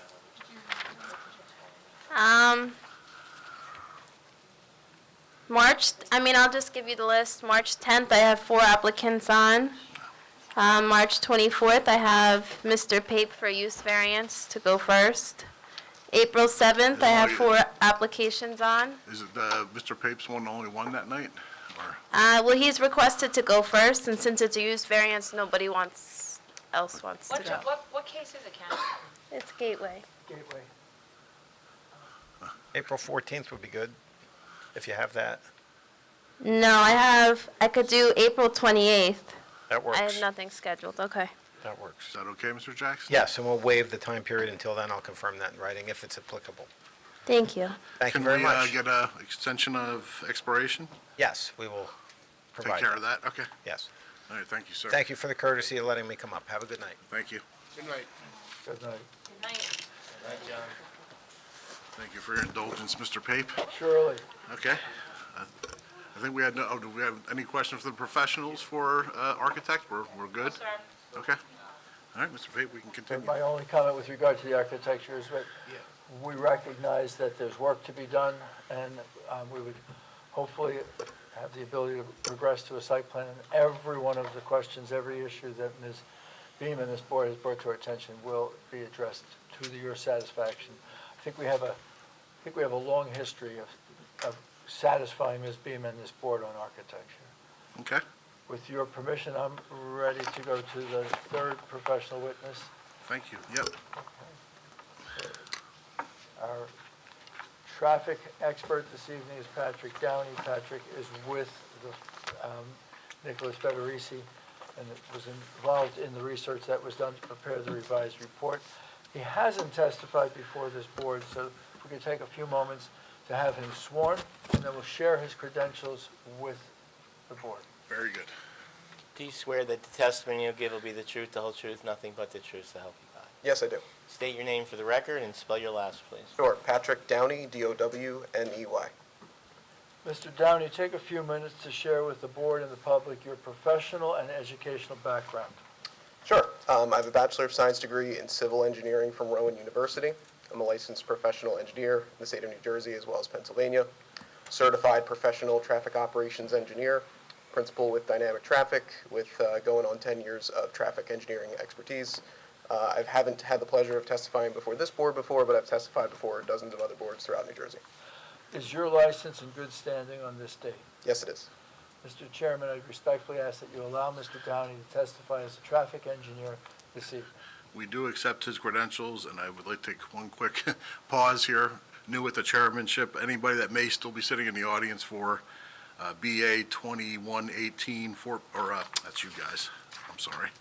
BA 1926A Oak Glen has been moved to April 28th. Just in case. I'm sorry? Oh, it's carried, yes. Yeah, it's moved to April 28th, so anybody that's in the audience for that, just so you know. Okay, I'm sorry, Mr. Pape. You can- No problem at all. I'm going to ask if you could identify what the responsibility of your firm was based on the comments from the board at the December meeting, what additional work that you carried out, confirm that that work was memorialized in a report, and then if you could provide us with a summary of what that report identified. Absolutely. So as you alluded to, traffic testimony was previously provided at least 2 hearings. At the last meeting, we were tasked with 3 homework assignments to further review 3 specific items. Those were to review any additional area developments that have been approved since the preparation of the original traffic impact study and include them in the background traffic of our analysis. Number 2 was to confirm the trip generation projections for the proposed flex warehouse based upon the ITE rates that are available and to take the most conservative to model a worst case scenario. And third was to review any potential impact on the intersection of West Farms Road and Fort Plains Road. We've done those 3 things. We submitted a supplemental traffic assessment dated February 6th, 2025 that outlined the results of those 3 items, and I'll summarize each of them now. You could do them one at a time and tell us which one you're doing first. Sure. So I'll start with the area developments. We further coordinated with township staff to ascertain any other developments that have been approved but not yet fully constructed and occupied as of the date of the traffic counts that were collected. 3 additional developments were identified, each of them residential in nature, totaling over 1,000, 1,200 units or so. Those have all been included in the background traffic in the analysis, and the analysis in the original traffic impact study has been recalculated accordingly. Can you share with us what your conclusions were? Did your findings change measurably when you added in the additional 1,200 units? They have not. The exact levels of service and delays are summarized in that traffic assessment, but based upon our right-in, right-out access to Route 9 only, still good levels of service and delays are projected for our access points. There's really no material difference in results because really what the traffic impact analysis studies is the relative impact of this project relative to pre-development conditions. If you could take us to the second topic, the second obligation that you had. Sure. So that was to review the trip generation projections for the flex warehouse space. The Institute of Transportation Engineers, or ITE, trip generation rates form the basis for DOT's accepted rates, and they segregate their data into what they call land use codes. So we reviewed each of the land use codes that could theoretically be applicable for this type of flex warehouse use. There were 4 of them in total. We reviewed each of their applicability and ultimately took the one that yielded the highest trip generation projections. So it's really a worst case scenario, not even necessarily the most representative, but the worst case conservative version. So when we talk about the proposed trips modeled in the updated traffic analysis, it's using that more conservative land use code. And I'll remind the board, there was a specific question. Is there another way of measuring the traffic? Is there something that could be done that's more intense? And Mick indicated that he would go back to see if there were anything that was more intense than what he used for the flex warehouse. So, in fact, you did find at least one use that was more intense than the flex. Correct. And you used that and ran the analysis again. That's correct. Would you share with the board the conclusions that were reached as they're memorialized in your report? Yep, same as stated before, no material change from the original traffic analysis. Both the additional area developments and these higher trip generation projections for our proposed use were included in the updated analysis. And levels of service? Question? Yes. How do you come to these conclusions without knowing the types of businesses that will be in the flex facilities? Go ahead. Sure. So the way ITE comes up with their rates, not just for this use, but every use that could have, multiple different tenants that fall under that classification, It's empirical traffic count data, so they actually go study existing sites of the similar type of use, similar ranges of tenants, do on-the-ground traffic counts, aggregate all that data, and come up with rates that can be applied to future projects accordingly. And you found 4 categories that could possibly be applicable to a flex building and chose the one that created the most traffic. Correct. We specifically chose that one to model the worst case. Thank you. You're welcome. Thank you. And your third responsibility? Yeah, so that was to take a look at the intersection of West Farms Road and Fort Plains Road, really in terms of what traffic volumes from our proposed development would be expected to use that intersection or travel through it during the peak hours. As was stated before, we have no direct access to Fort Plains, so that certainly helps in that regard. But based on the Route 9 access alone and the anticipated trip distribution, we're projecting 20 vehicles traveling through that intersection associated with this project during the highest peak hour of the week. So to put that in perspective, it's about 1 vehicle every 3 minutes in the busiest hour, where every other hour of the week would be less. It's far below New Jersey DOT's threshold of what they would consider to be significant, which is 100 peak hour trips, so 1/5 of that threshold. So based on that, it's our opinion, there would be no perceptible traffic impact at that intersection resulting from this development. And notwithstanding that conclusion, you have the commitment from your applicant to participate in a traffic signal at 11% of whatever the bid package is. I think that concludes what your report was required to address. Yes, that's correct. I have nothing further, Mr. Dow. Okay. Charlie and Jen, any questions? So I don't take any issue with any of the representations that were made. I think one of the sticking points at the last hearing and what we wanted to hear more information on is a more finite number of what was going to be a contribution towards a traffic signal at West Farms and Fort Plains.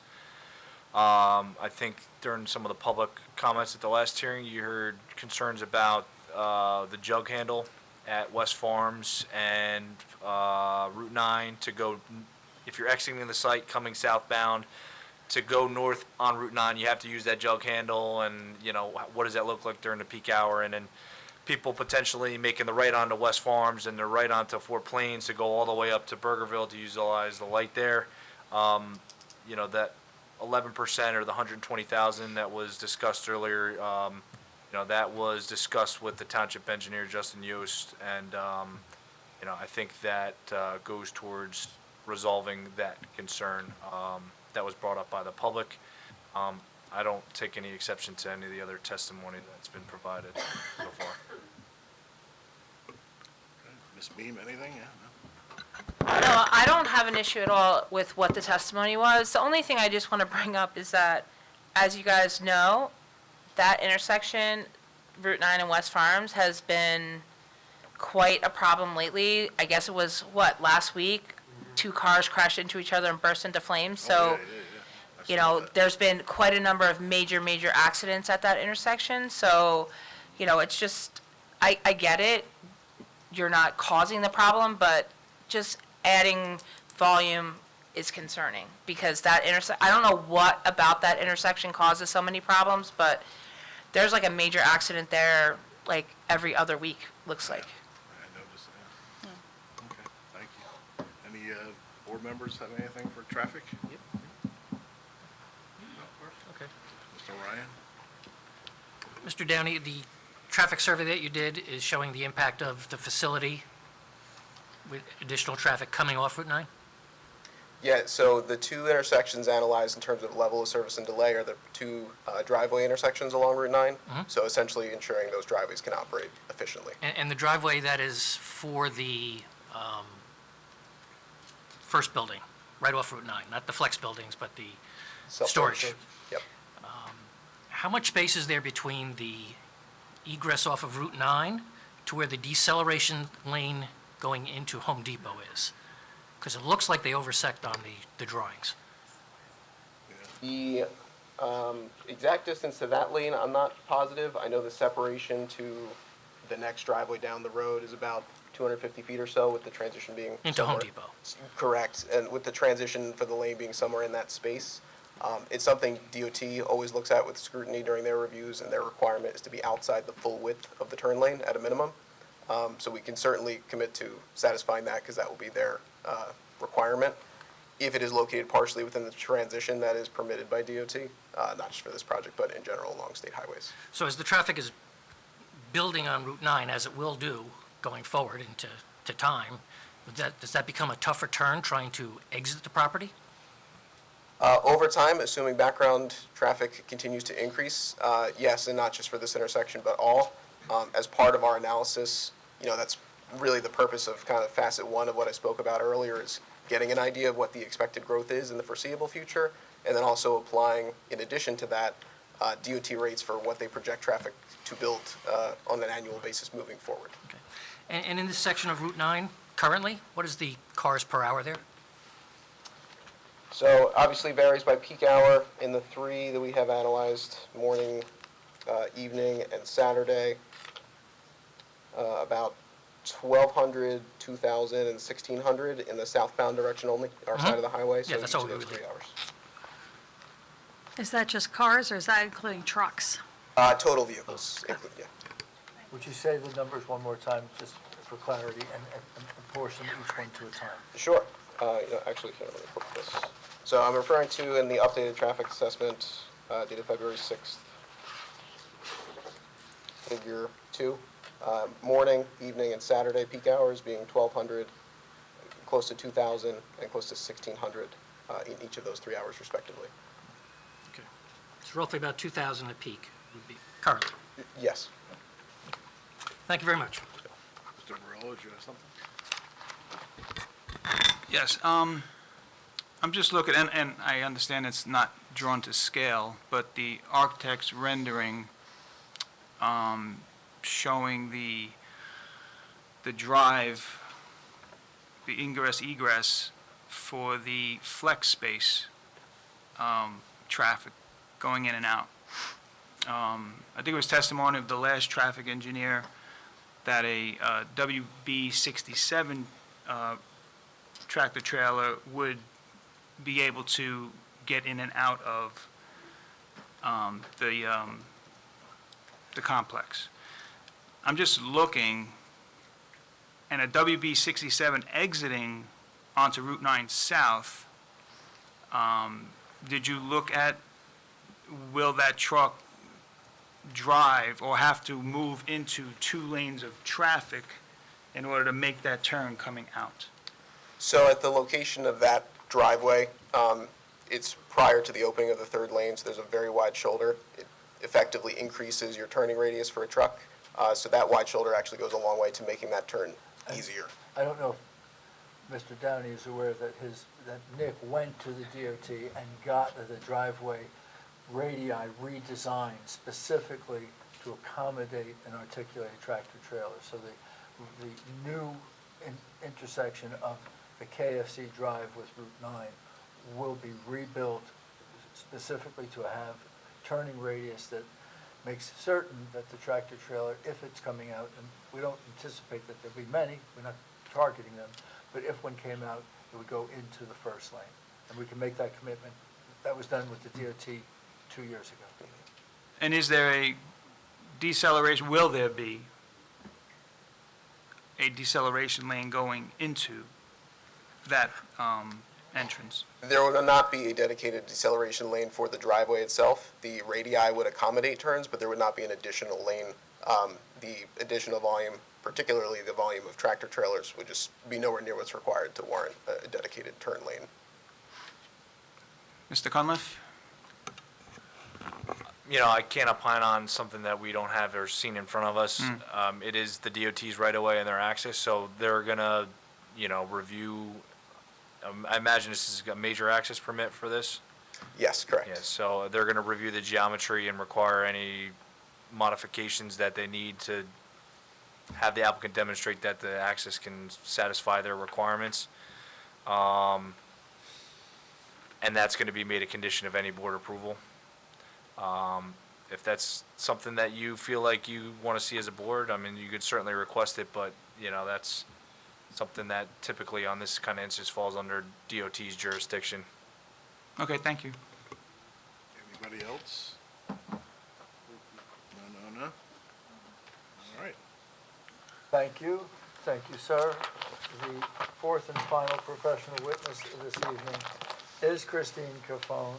Christine, as other witnesses, is under oath, shared her credentials with the board, and is qualified as a professional planner. I'll remind Ms. Cofone that she is under oath, and I know that having heard this additional testimony and at our request, Christine is prepared to do a summation of the planning argument, the planning basis for granting the relief that we're asking of this board.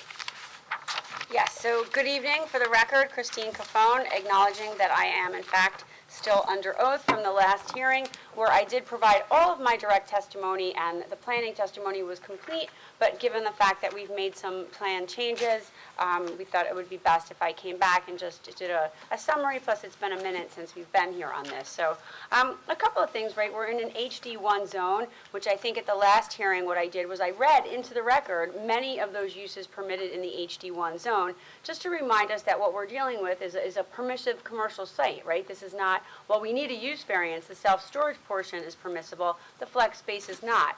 Some of the other uses as of right in the HD1 zone are indoor recreation, health clubs and fitness centers, adult daycare facilities, home improvement centers, retail services, retail sales, restaurants with drive-throughs, hospitals, healthcare.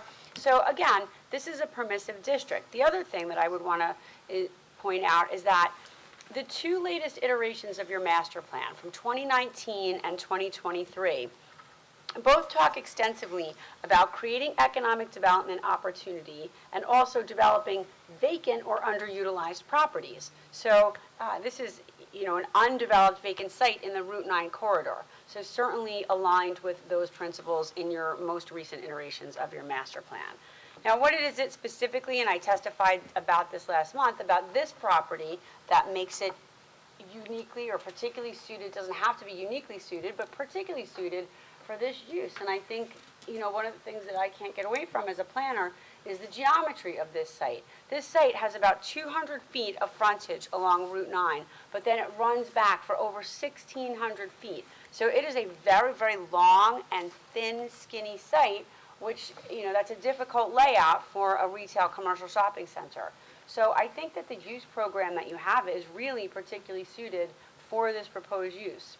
And then some of the other things that, we look at as planners is the stated purpose of the HD1 zone, right? The purpose of the HD1 zone is to provide for highway-oriented development in the Route 9 corridor on larger lots than permitted in the HC zone. This lot is certainly large enough to accommodate this use. In fact, the HD1 zone allows for an impervious coverage up to 70%. The impervious coverage on this site is only 27.4%. So this is not a situation where this applicant is trying to shoehorn or cover, every inch of a piece of property that could be developed. Some of the other things, and I talked about this last month when I talked about the negative criteria, were some of the things about this application that made it a strong application that would have no substantial detriment, right? And that's the test, again, on the negative criteria. The land use law does not ask you to hold us to a standard that there be no detriments from the development whatsoever. The test is that we have to balance it, right, and weigh the positives and the negatives. And here, one of the things that we did, at the time we were here last time, we didn't really have a good handle on our contributions, right, to the traffic signal. I think you heard tonight that would be 11%. We also didn't have a handle for you on what that would look like as far as the sewer hookups. And I think we've answered that, and those are certainly two public benefits that would be associated with this application. But as far as the design of this site and some of the things that are associated with, or would be with this particular approval, if it were to move to site plan, would be the doors oriented away from, the person doors oriented away from the residential uses, the no commercial access to Fort Plains, and then the elimination of non-conforming uses, right? We know that we have several non-conforming residential uses on this site today that would be eliminated in conjunction with this application. The site's in the HD1 zone, which does not allow for residential uses. So these are the reasons when I talked about the positive criteria. I talked about criteria G, sufficient space in appropriate locations. I talked about criteria M, and efficient use of the land. And when I talked about the negative criteria, I talked about all those benefits and some of the public benefits that are associated with this use on this piece of property. So statutorily, I think that this case is a home run. I understand we are not where we need to be on architecture, and we will get there. As we have done in Howell on many cases, we have worked with your professionals to get there. And the good thing about a bifurcated application, right, there's good and bad with everything. You trade off a little bit on a bifurcated application, you don't approve the site plan, but what that means is the applicant has to come back to you. They still have to come back. We have to do this all over again. There are noticed public hearings, and you get another crack at this. And so there is opportunity. If we don't have every I dotted and T crossed as far as the site plan, we're coming back before the board for full-on hearings for preliminary and final site plan. And I would imagine that if we were to be successful, Mr. Bear's resolution would have something in there about, the architecture was not resolved, and that is being left to the site plan phase. So on balance and on point, this is a vacant commercial property in the Route 9 corridor. So I appreciate that, we are sensitive to things like our buffers and to traffic, but I think when you break this application down and you look at the unique features of this piece of property and you look at what the HD1 zone was created to do, I think that this is a really good marriage of getting this site to a productive use, which is what the master plan calls for, and developing it in a context-sensitive way. So I unequivocally feel as though we meet our burden of proof, our statutory burden of proof for the grant of all of this variance relief, and I think that the plan before you does a great job of taking advantage of the site attributes. And as far as any other bulk variance relief that was raised for signage, it's my understanding that the applicant would intend to comply with the underlying sign plan for this site. Sign ordinance, I should say. I have one question. So at the outset, identified a number of uses. Ken, you got to talk louder. I have one question for you. At the outset of your testimony, you just stated, you read a number of permitted uses. The self-storage and the flex use, from a planning perspective, if you could compare the intensity of those two uses to the types of uses that are expressly authorized, can you come to a conclusion that the uses that are proposed are appropriate and are less intense from a planning perspective? Absolutely. They're much sleepier, and that was the whole intention of reading. I should have probably made that more clear. It wasn't just to read from the ordinance, right? The point of doing that was to say, hey, when the zoning was put in place here, there were some pretty intensive uses. Restaurants with drive-throughs, entertainment uses, home improvement centers, adult daycare facilities, health clubs and fitness centers, indoor recreation. An indoor recreation facility doesn't need to go on pass-by traffic. That would have a lot more in and out and associated with it. So I do think that the use program before the board this evening is certainly arguably less intense than many of those as-of-right uses in the HD1 zone. And I do have a second question, and I apologize for saying I only have one. The second question is this.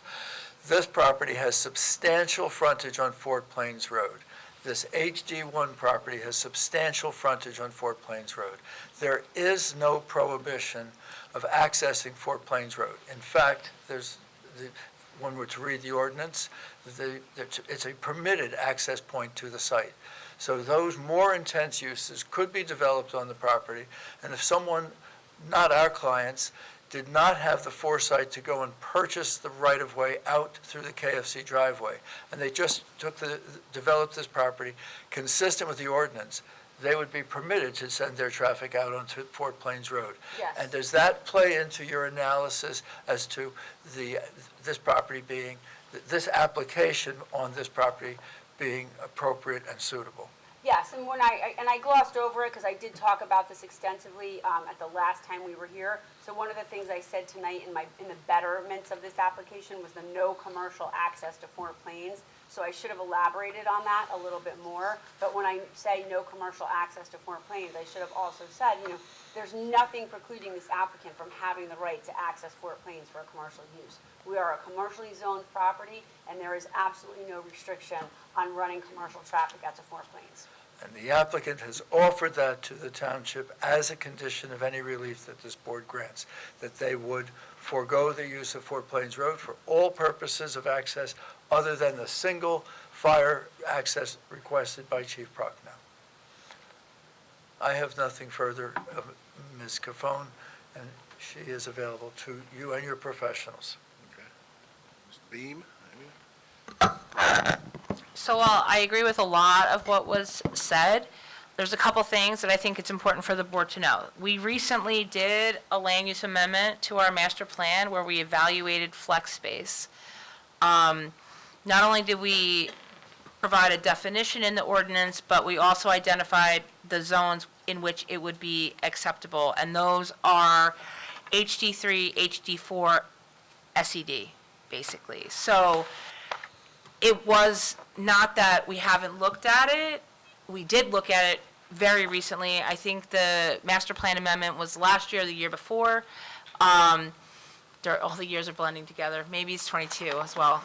But it's not like we forgot about the use and, you know, now we're trying to determine where it's appropriate. So basically, we're looking to put flex space in an area that's more industrial. As you guys know, HD4, HD3 is along 33 primarily, and the SED zones are, you know, spread throughout the town, but in areas that are, in general, appropriate for industrial development. And that's generally what I would consider flex as an industrial type development. And while I don't disagree that there are very intense uses that are allowed in the HD1 without tenants, and I'm not suggesting that this application is the only application that has come to us on spec, because we hear it a lot.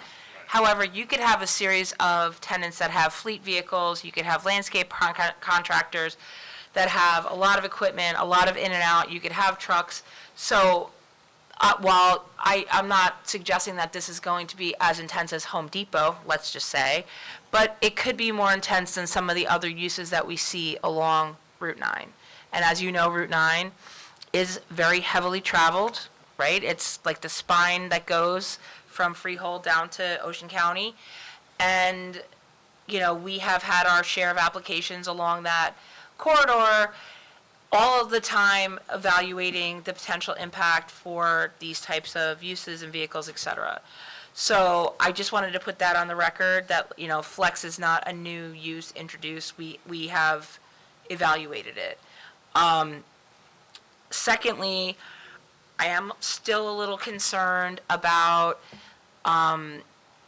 the safety associated with what the board had discussed, and I think Charlie had enumerated it very accurately, that retaining wall has the potential to force people to walk 150 feet along a building on fire before they can safely get away. Now, me, I probably would jump over the wall, but those that are, you know, ADA individuals would not have the benefit of that opportunity. So, you know, I'm not 100% sure what has been presented, and like I said, we've gone through multiple iterations of the plans at this location, and this is what we're been put forth this evening. So based upon what I've seen this evening, I do still have some concerns about the safety associated with that proposal and design. And then the last thing I want to bring up is that while I think the intention to comply with the signage deals with the overall area of signage, I think the application would still require relief for the number of facade signs for, especially the flex building. We don't allow 8 signs per building that's not on a corner, or, you know, I mean, regardless. So I do think there's still relief associated with that. So given those, you know, parameters, it's up to you to decide whether or not you feel that the application, you know, meets the prongs. You have to decide, is the site particularly suited? Do they advance a goal of zoning? And are there no substantial detriments, not just to the surrounding land uses, but to the intent and purpose of the zone plan and zoning ordinance? And, you know, that whole flex situation, you know, has a big question mark for me. So, you know, you have to decide whether or not, you know, the benefits outweigh the detriments. Very good. Charlie, you have The only commented on that. I think Ms. Cafone said they're only proposing 27% impervious coverage of the total lot area, and I think it came up at prior hearings that there's a significant portion of the site that's restricted or with environmental regulatory challenges as far as wetlands, stream corridors, and riparian. The portion that they're subject to development, it's actually significantly higher than that they're proposing. I think you heard Ms. Beam elaborate about the concern with the retaining wall and the fire egress from the building. I heard some questions from some board members about, the retaining wall in between the loading docks and, they're proposing retaining walls adjacent to some residential buffers. If the scale of the development were lower, a lot of these things could probably be eliminated. But, a lot of these things are also being driven by the scale of the development. So just wanted to give that context. Thank you. Any board members have anything for Ms. Cafone for planning? No? Okay. Thank you. Yep. All right, I guess now we'll open the public. Have a motion? I make a motion to open the public. Everybody in favor? Aye. Eileen? The meeting will now be open to the public. If you have something to say, please come up and state your first and your last name, as well as your address. Thank you.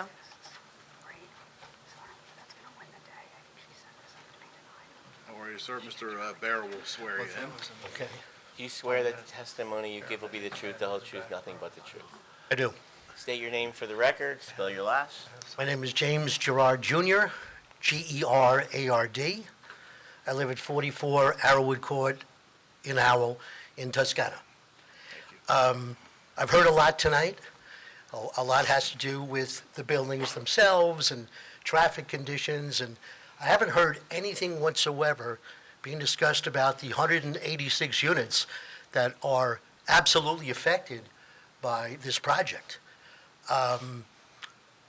What I have here to present for the public record and also for the board to consider is the concerns of the 475 to 500 people that live in Toscana who live right on the other side of Fort Plains Road. Now, I did hear some good things in terms Mr. Gerard, of... I don't mean to interrupt you, but you didn't say, do you have a position on the Homeowners Association of Toscano? Oh, yes. You didn't say that, you just gave your address. Oh, I'm sorry, I did not know I was asked to give that, but okay. Well, if you're going to try to give a petition on behalf of other residents, Okay, I am you on the... have to explain that, what your position is and how Okay. that came about. Okay, well, I'm a board member of the Toscana community. We just had elections last month, and I'm one of the 5 board members. I serve as secretary on the board. Okay. Is that good? And then you said there's a petition or signatures. What is, Yes. what were people asked, and was that given to the association and to the homeowners association board? If I may, as a member of the board, I have no objection to Mr. Gerard indicating what the board's position is with regard to the application. But as this board is aware, petitions cannot be presented. I cannot cross-examine a petition. So since petitions are signed by people who are not in the room, petitions are not permissible evidence. Well, No, stop. no, you have to wait your turn. Mr. Bear, what do we? Yeah, so why don't you give the position of the board at least, and then why don't we start with that? Okay, so the position of the community is that we have concerns regarding zoning and traffic and safety, water flow and flooding, aesthetic impact, noise and pollution, property values, community integrity, and lack of notification. Those that are being affected the most from a residential standpoint are the people in Toscana, who are right behind us. Can I just ask you, what do you mean by lack of notification? I don't see anything that's come about to the people that are affected most directly to They're us. required to notice within 200 feet of their property. That's the law. That's it. And there have been other towns that have asked applicants to notice beyond that, and the courts have shot it down. And so when this application started, their notice was found to be sufficient, so they have noticed the relevant parties. They go to the town, They give their block and lot, they get the property owner's list within 200 feet, and they send out certified mail. They're not required to notify everyone in your development. So if you're not within 200 feet, you're not getting a certified notification in the mail. That's the law. Okay, well, that's good to know, because a lot of people in our community wouldn't know that. I have a general question. Sure. That maybe, do we know how much room is between where those of us that live on that side of Fort Plains Road, the distance between where our homes are and where that back end of these facilities are going to be, including the parking lot and that wall that we've been talking about a lot? So I think that, Mr. Zugner? Mr. Pape, you probably should bring up Mr. Zugner to answer that question. Mr. Zugner did testify to that at an earlier hearing, but I'm certain that he's comfortable doing it again this evening.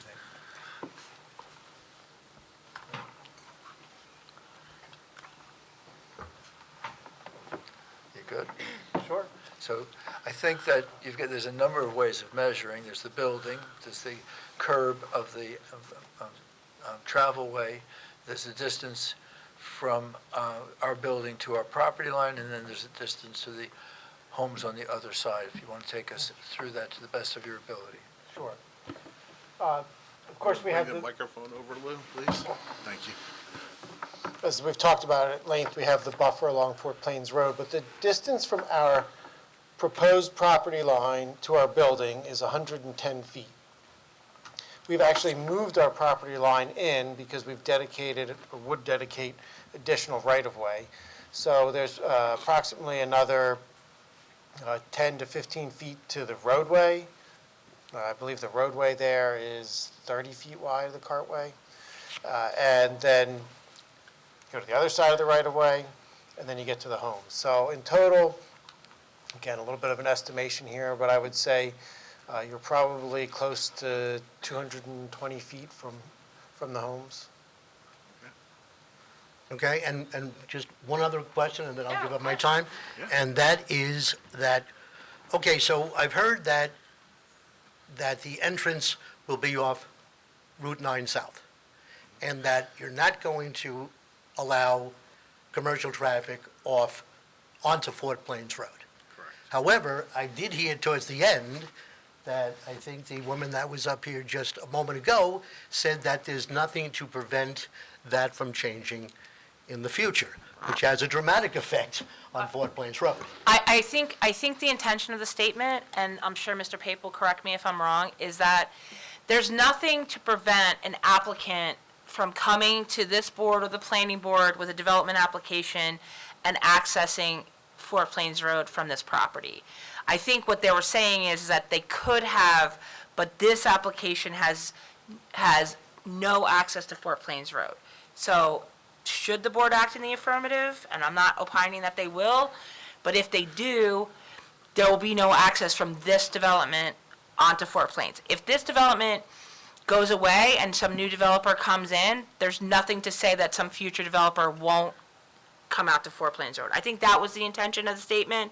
I don't think it would mean that they plan at some point in the future to do it.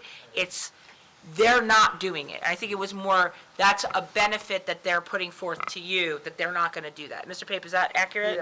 Yeah, that is an accurate statement. And the way that it's memorialized is in a restrictive covenant, and a restrictive covenant is approved by the board, approved by your attorney, it's recorded at the county clerk's office, and it has language that says it's in perpetuity unless someone comes back to this board and asks for relief. So we're offering it as a permanent situation. So, and just to clarify that too, so there is an emergency accessway that's proposed, but that's going to be like a grass paver surface, and that was something that was worked out with the applicant and the fire bureau. So it's not a primary ingress egress for normal operations. It's in the event of emergency, so a fire truck can get in there. I just wanted to clarify that there is an access, but it's only for emergency purposes. And there'll be a gate there, a locked gate at that access point. Yeah, Knox box lock gate. And it will look like grass. It's not going to look like a driveway. Okay. And the proposal for a traffic light at the corner of where West Farms hits Fort Plains Road, I understand why that is under consideration because of the speed that's on coming up on West Farms Road, especially both. So I get that, but is that an independent thing from this? It's completely Yes, so separate that's a from township this. thing. What the applicant has agreed to do is contribute to the value to put the light in. They're contributing 11% of the value.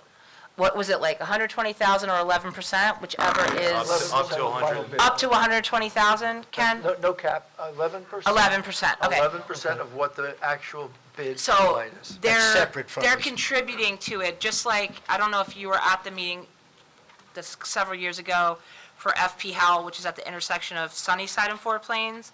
They also agreed to contribute to the light. So the township would be undertaking the light, but these applicants are contributing funds to pay for it. All right, so this information I have here with 115 units that have signed off on it, I can't present this for You public could- record, so- or? Right, so I know we had a private discussion about this, but the question is when you say the board that you're a part of formed an opinion, is it just the 5 members of the board, or did you take it, or did you learn the This is going house, opinion of the community? this is going house to house in our community and asking them how they felt about this particular project. So I think that testimony gives the import or gives the flavor of what you did without running into the evidentiary issue of the petition itself, right? You're giving it wasn't just 5 of you sitting in a room. Correct. It was, you sought the opinion of the community, and then the board sent you to testify, right? That is correct. Okay. That would be mission accomplished on his part, yes. Okay. Okay. So, You're good to go. okay, But No, we're good without we're that. good with it. we- All right. that's not permissible. Right. Okay, just so. Yeah, just hold on to That's the just the petition. law. I just You've mean- testified to I- the facts. I appreciate your time. Thank you, sir. Thank you. Anybody else, please?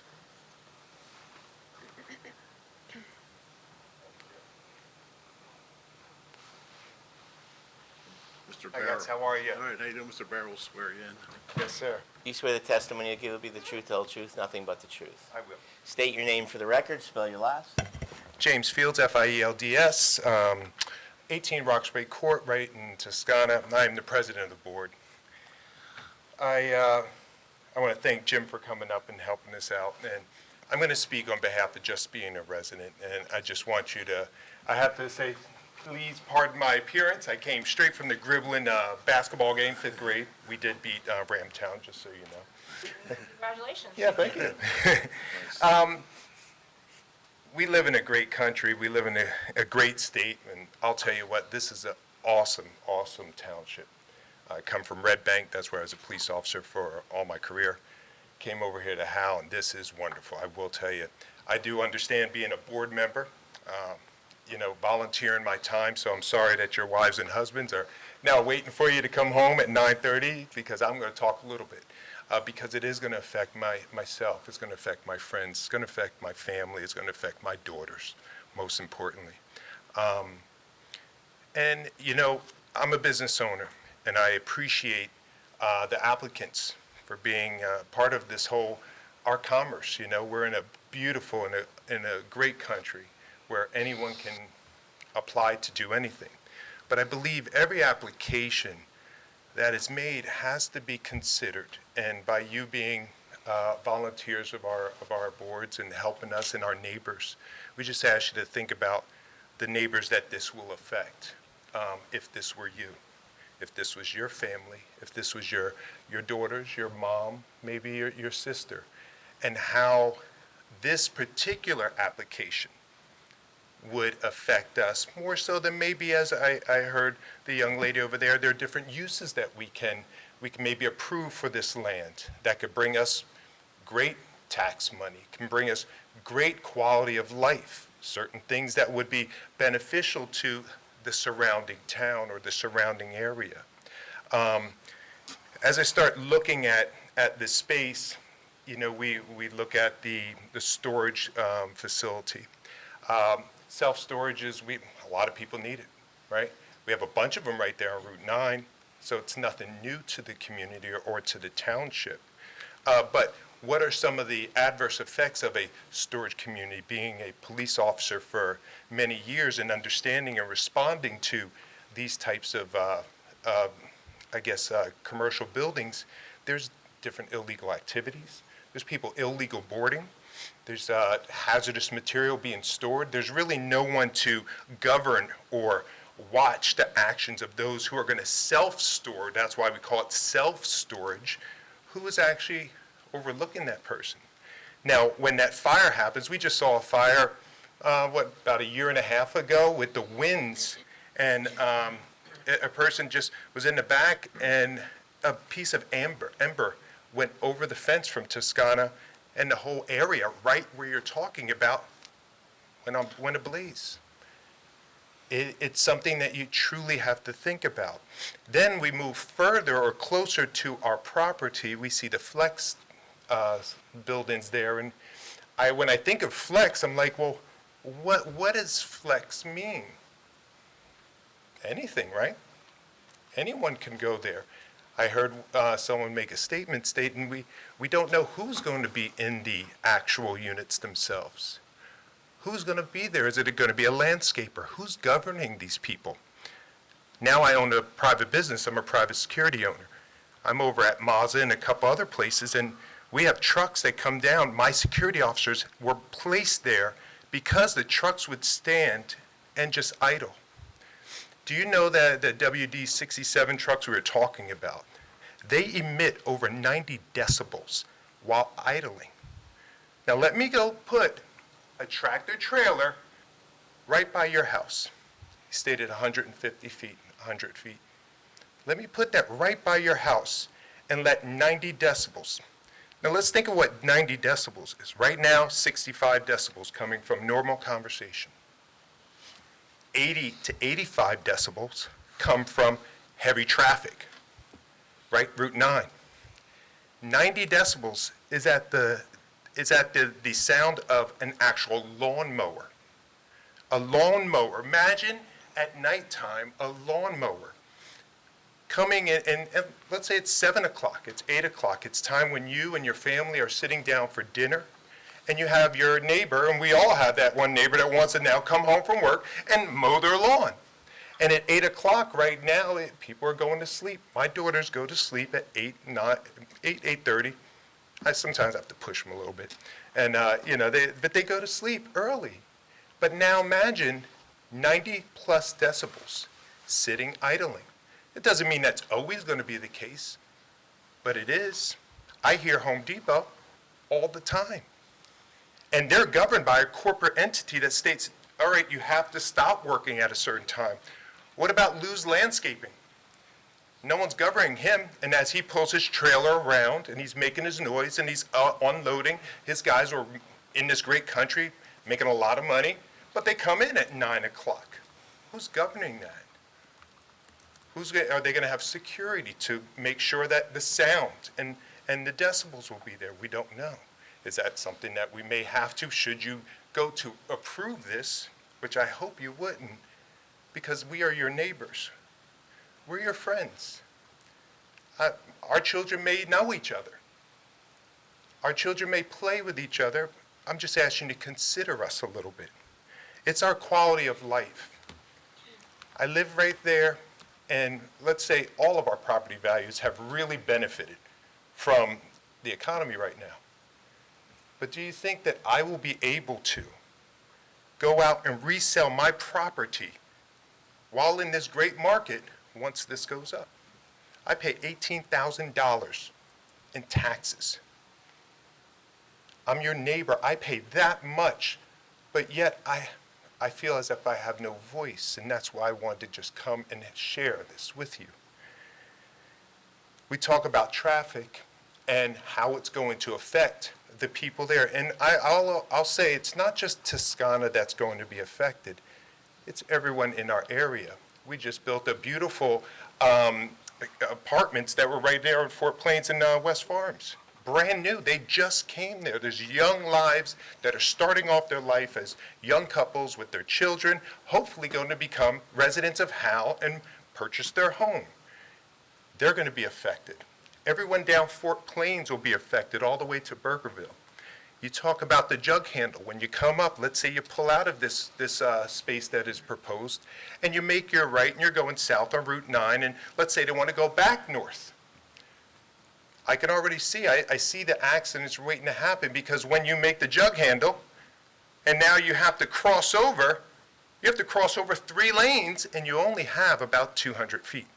So you're going from the jug handle to then go 1 lane, 2 lane, to get to the left-hand turn.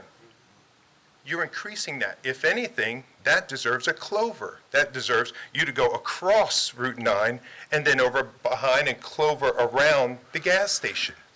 Because you're going to require those people to say, which I've done just today. I had to stop, even though I had space. I didn't want to block this person that's coming off the jug handle because he did want to make a left. And as a resident of Howell, whether he was or she was or not, I want to say, go ahead. Right? So the jug handle is going to be an issue.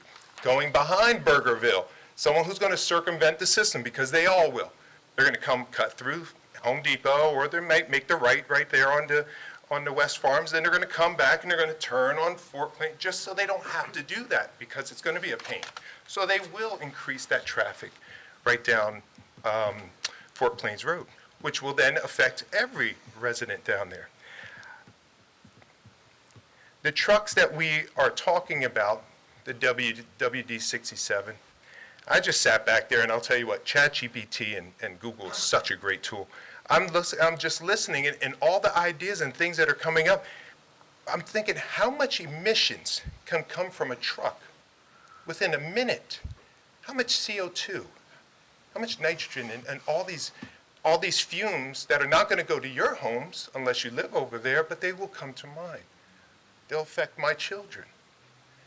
And that's the only thing that we're asking for.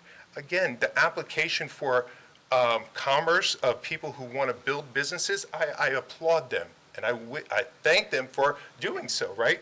But there are better use case in this particular area than what is proposed, right? There are a great, I could probably name a bunch of them off the top of my hand, just looking at how big Howell is. I went to Police Academy with Kudrick, and I remember years ago, I said, dude, you work in Howell, what? How big? He said, it's like 62 square miles. I said, whoa, that is a huge, huge town. I'm only in a 1.4 square mile in Red Bank, right? You guys are really rocking over there, aren't you, you know? But this is a big township. And to place something this huge so close to the residents, when there are so many other places where this right here could go, maybe we just ask you to reconsider. Maybe it's the people who own this property that wish to do it. Maybe they can go up the street. Maybe they can go a couple miles away. There are very, very large pieces of property that can do so, that they can facilitate this. But I'm gonna get you guys home so you can go have dinner. I know you're ready to go, but it's a couple of things that we just want you to realize. We are your neighbors. We're your friends and we're your families, and we want you to just think about before you think of maybe the allowance of commercial space, which will drive, and we understand, business. It will give us taxes. It will help us all as a community, right? But in turn, you have to think about the quality of life that it's going to affect once it's there. Because none of you, police, we can't be everywhere.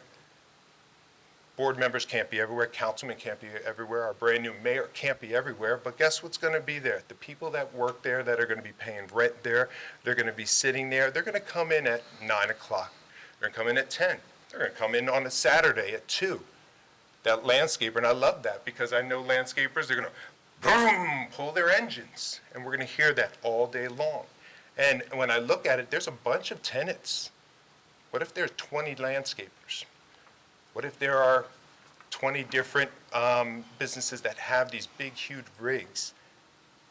We don't know what they're going to put there. So I do just ask you to please think about us, think about the lives that are there, the humans that live there, and just think, maybe there's a better use case for this. And we can then maybe even find them, this particular group, another space in our township to bring us taxes and revenues and build and jobs. I see the benefit of something like this, just not where it's at. I thank you for your time. Thank you, sir. Yes. Is there anyone else from the public?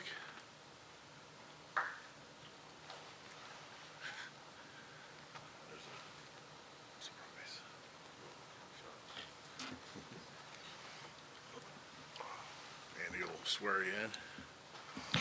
I wish I spoke before him. Mr. Parisi, do you swear that the testimony you'll give will be the truth, the whole truth, nothing but the truth? Yes, Mark Thank Parisi, 2 Castle Court. Spell your last name, please. Parisi. I give a lot of credit to Mr. Fields. That was some powerful testimony. I've been to a lot of these meetings, as you guys know.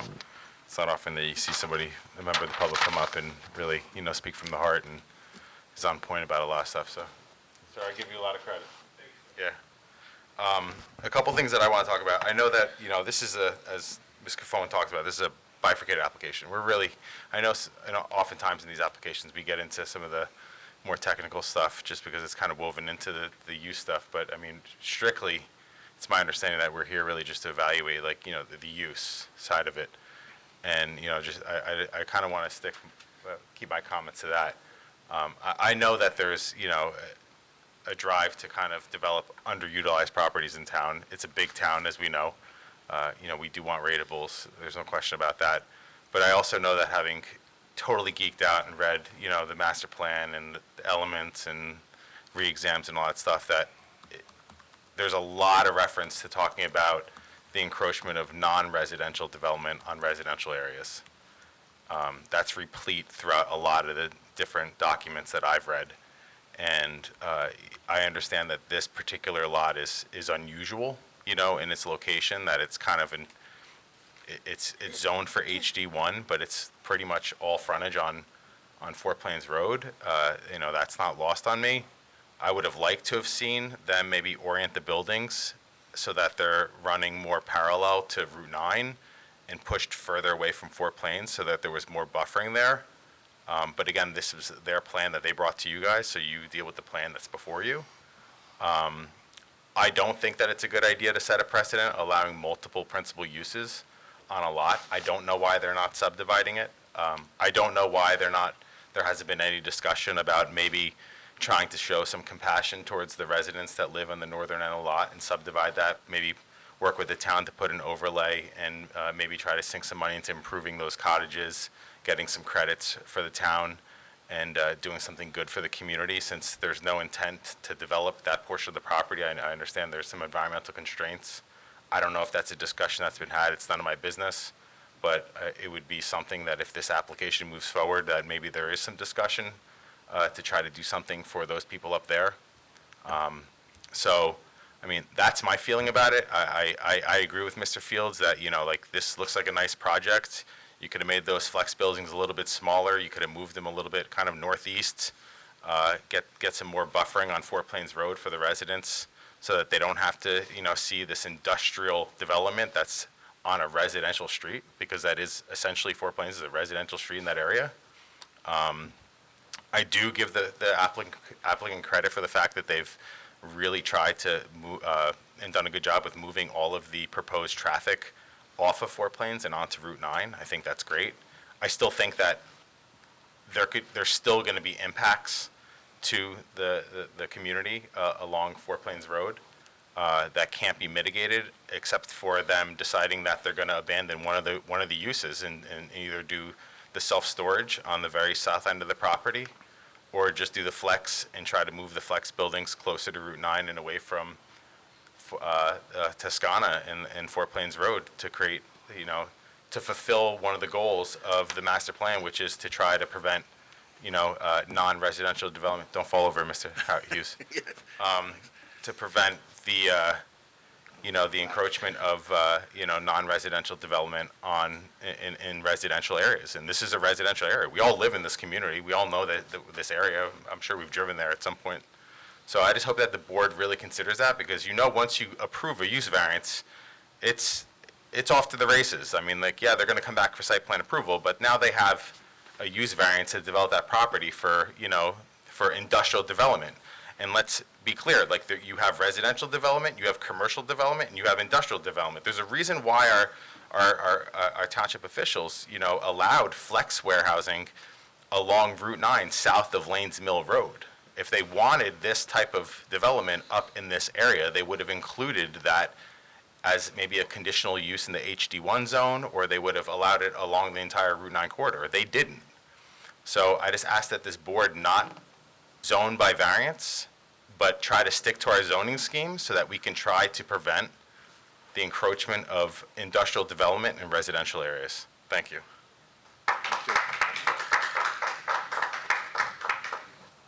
Is there anyone else?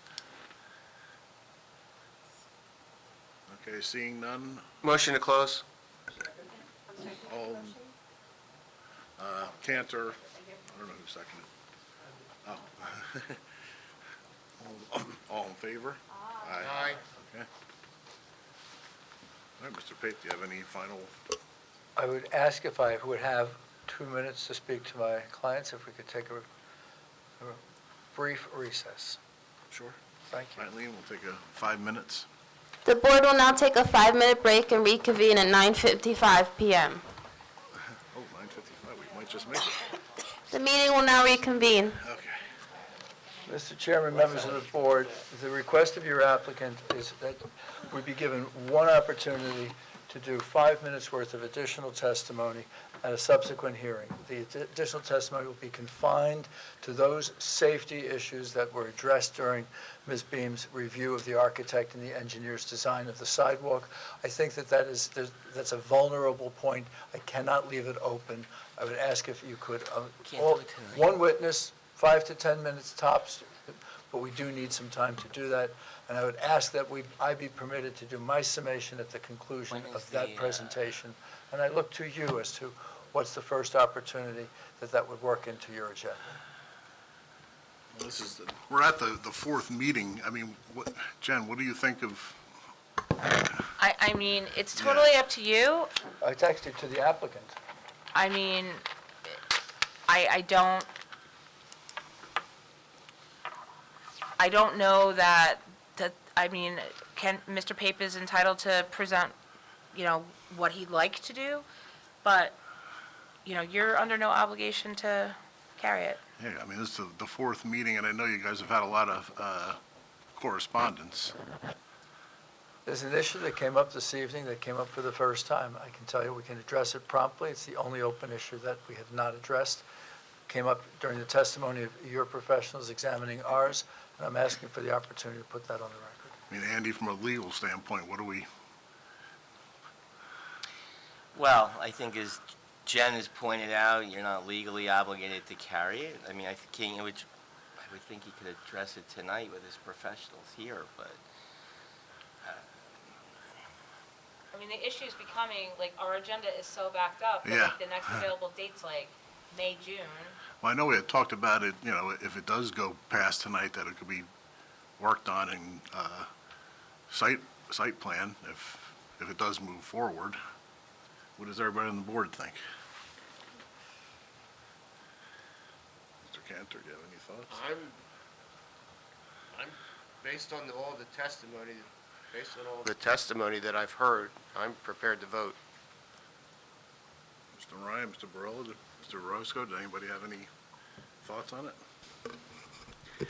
Well, I know I brought up the point about the fire egress and access, and it does have to be addressed, whether it's down the road or... Yeah, that's kind of what I was thinking of. I thought we kind of...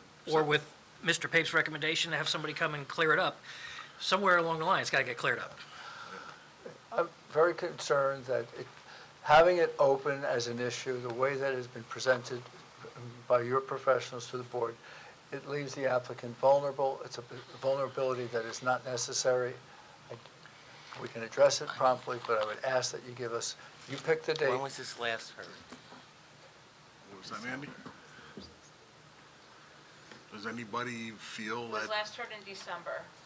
Yeah, Oh, I have the dates right here. Yeah, December 16th. It was August 26th, September 9th, December 16th, and tonight. We were in there a couple times in between, but there was no room for us. Yeah, yeah. I mean, does anybody up here think that the issues with that would be addressed addressed at site plan if it were to move forward? Or does anybody want to have that resolved before you make a decision? I know we do some stuff later on when they do the site plan.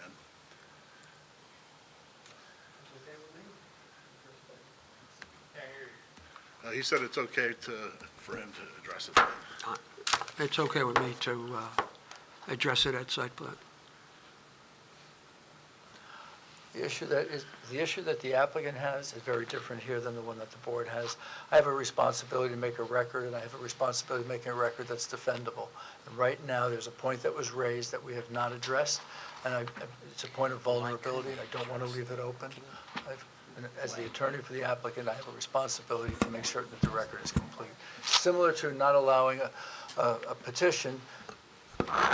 Ken, why can't one of your professionals figure out how to address it now? I mean, honestly, our agenda is so heavy and packed. You have all your professionals here. Address it now. It's not something that can be addressed that quickly.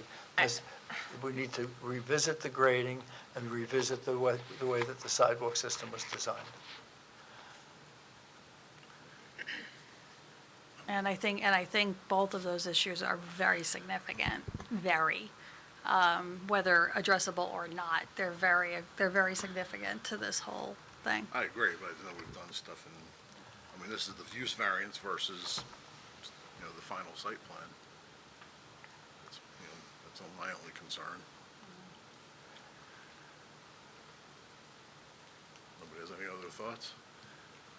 I would like to vote tonight, to be honest. That's where I'm getting at, but I don't. If there's a vote this evening, and I must put on the record, it would be protested by the applicant that the applicant did not have the full opportunity to provide important information. Even if the applicant gets a later date, it's not going to take that much time. It's just, this has been going on now for almost a year. We've had, I can't tell you how many TRCs Charlie and I have had with this applicant. Like, at some point, they have to own what they're presenting and be done with it. Like, I think we've had 2, 3 TRCs with them. We've gone over issues ad nauseum. So at some point, like, the hamster wheel has to come to a stop. And your applicant has, on each and every one of those TRCs, and each and every time that we're here, listened carefully and incorporated revisions that are responsive. I'm asking that you allow us to do that for the new issue that was brought to our attention this evening. We'll do it promptly. We'll do it very quickly in our presentation, but it's important information. Mr. Chairman? Your board members have said it. You know, I know this has been going on forever, and I know that we're reaching a point, but I think we do owe it to Mr. Pape, as he's been very respectful to us over the years, to grant him that opportunity. If you promise to keep it short the next time. 10 minutes. Because we do, not the applicant, but Mr. Pape specifically, we do owe him that courtesy. I would agree. Agreed. We agree too. That's very nice of you. Thank you. Okay. So be it. What would? Well, that's another story. Yeah. That's. I have March 24th with your other application of Gateway. That applicant will not allow me to put anything in front of them. They went all Well, it the way wouldn't go out. in front, Ken, it would go behind. If it's short, it doesn't need to go first. You could go last. That should be the punishment for waiting. Honestly. You gotta sit here all night because... You got those words, yes? The attorney is suggesting that I should be punished. I have May 12th with one application on, May 19th with no applications yet, June 9th with one application on.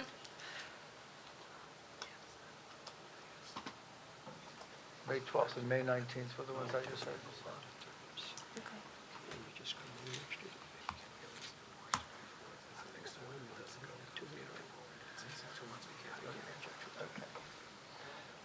I'll take, my client has asked that I take March 24th and we put it as the second item on the agenda.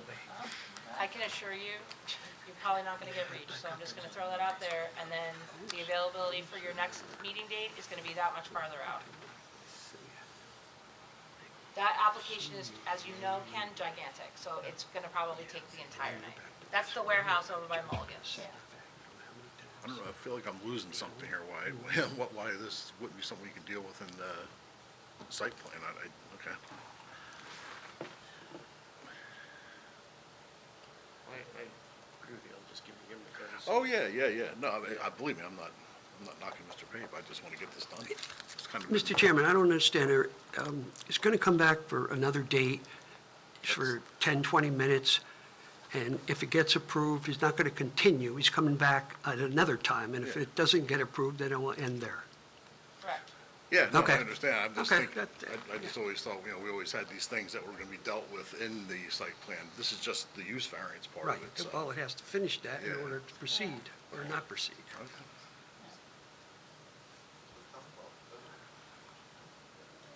Do we have a date? Well, then do the May date. Our client has asked that it be the 24th, that it be placed after the Gateway. I agree that it's a complicated application on Gateway. I have a feeling that we're going to get a certain distance in the application, and we're not going to get to the finish line. I do think that it's realistic that there'll be an opportunity to be heard.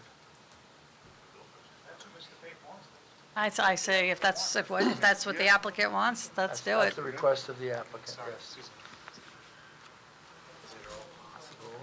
Mr. Chairman, if he comes in and does that, we'll finish that one case and we wrap it up at 10 o'clock, finish at 9, and he's willing to proceed for another 15, 20 minutes, we just stay and do it. I mean, if they go on that agenda. Yeah, no big deal.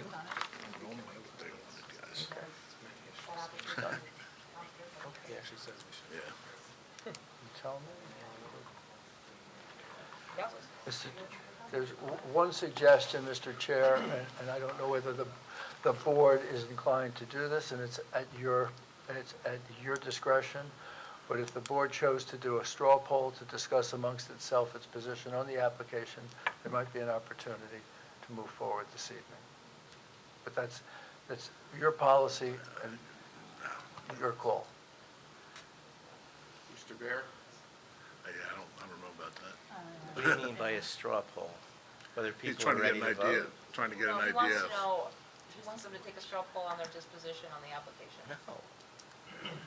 Just suggesting it, not asking it. It's not uncommon in some boards, it's unheard of But in what's the others. point? So let's say there's a straw poll and the vote is no, hypothetically. Yeah. Then what? Then you carry? Yeah. Like, I don't, Then I if it's carry. yes, then we go ahead, is that it? So I assume there's also going to be more testimony put on, then obviously open to public Open it back to again, and, public. yeah. And, But the public's going to only be allowed to examine that limited additional safety testimony, grading testimony. yeah.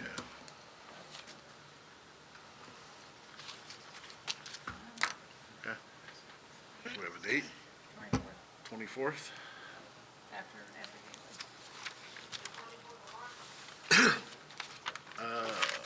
Yes. March 24th? March 24th, right? March 24th, the applicant will present a single witness on the topic of safety and grading, the walls and the fencing, and ask for the opportunity to sum and conclude. I'm looking at the wrong thing here. All right, yeah. Lewis will be doing it. It's mostly his plan that needs to be revisited. Okay, so everybody in the audience, the case number BA 20-118 Fort Plains Partners will be carried to March 24th. Do we need an extension? No, the current extension expires March 30th. Oh, okay, then we're all So good we're to go. good. Very good. Mr. Chairman, board members, all, thank you. Good night. Thank you, good night. All right, is there any further business? Motion to close? Second. Aye. Aye? Aye. Okay.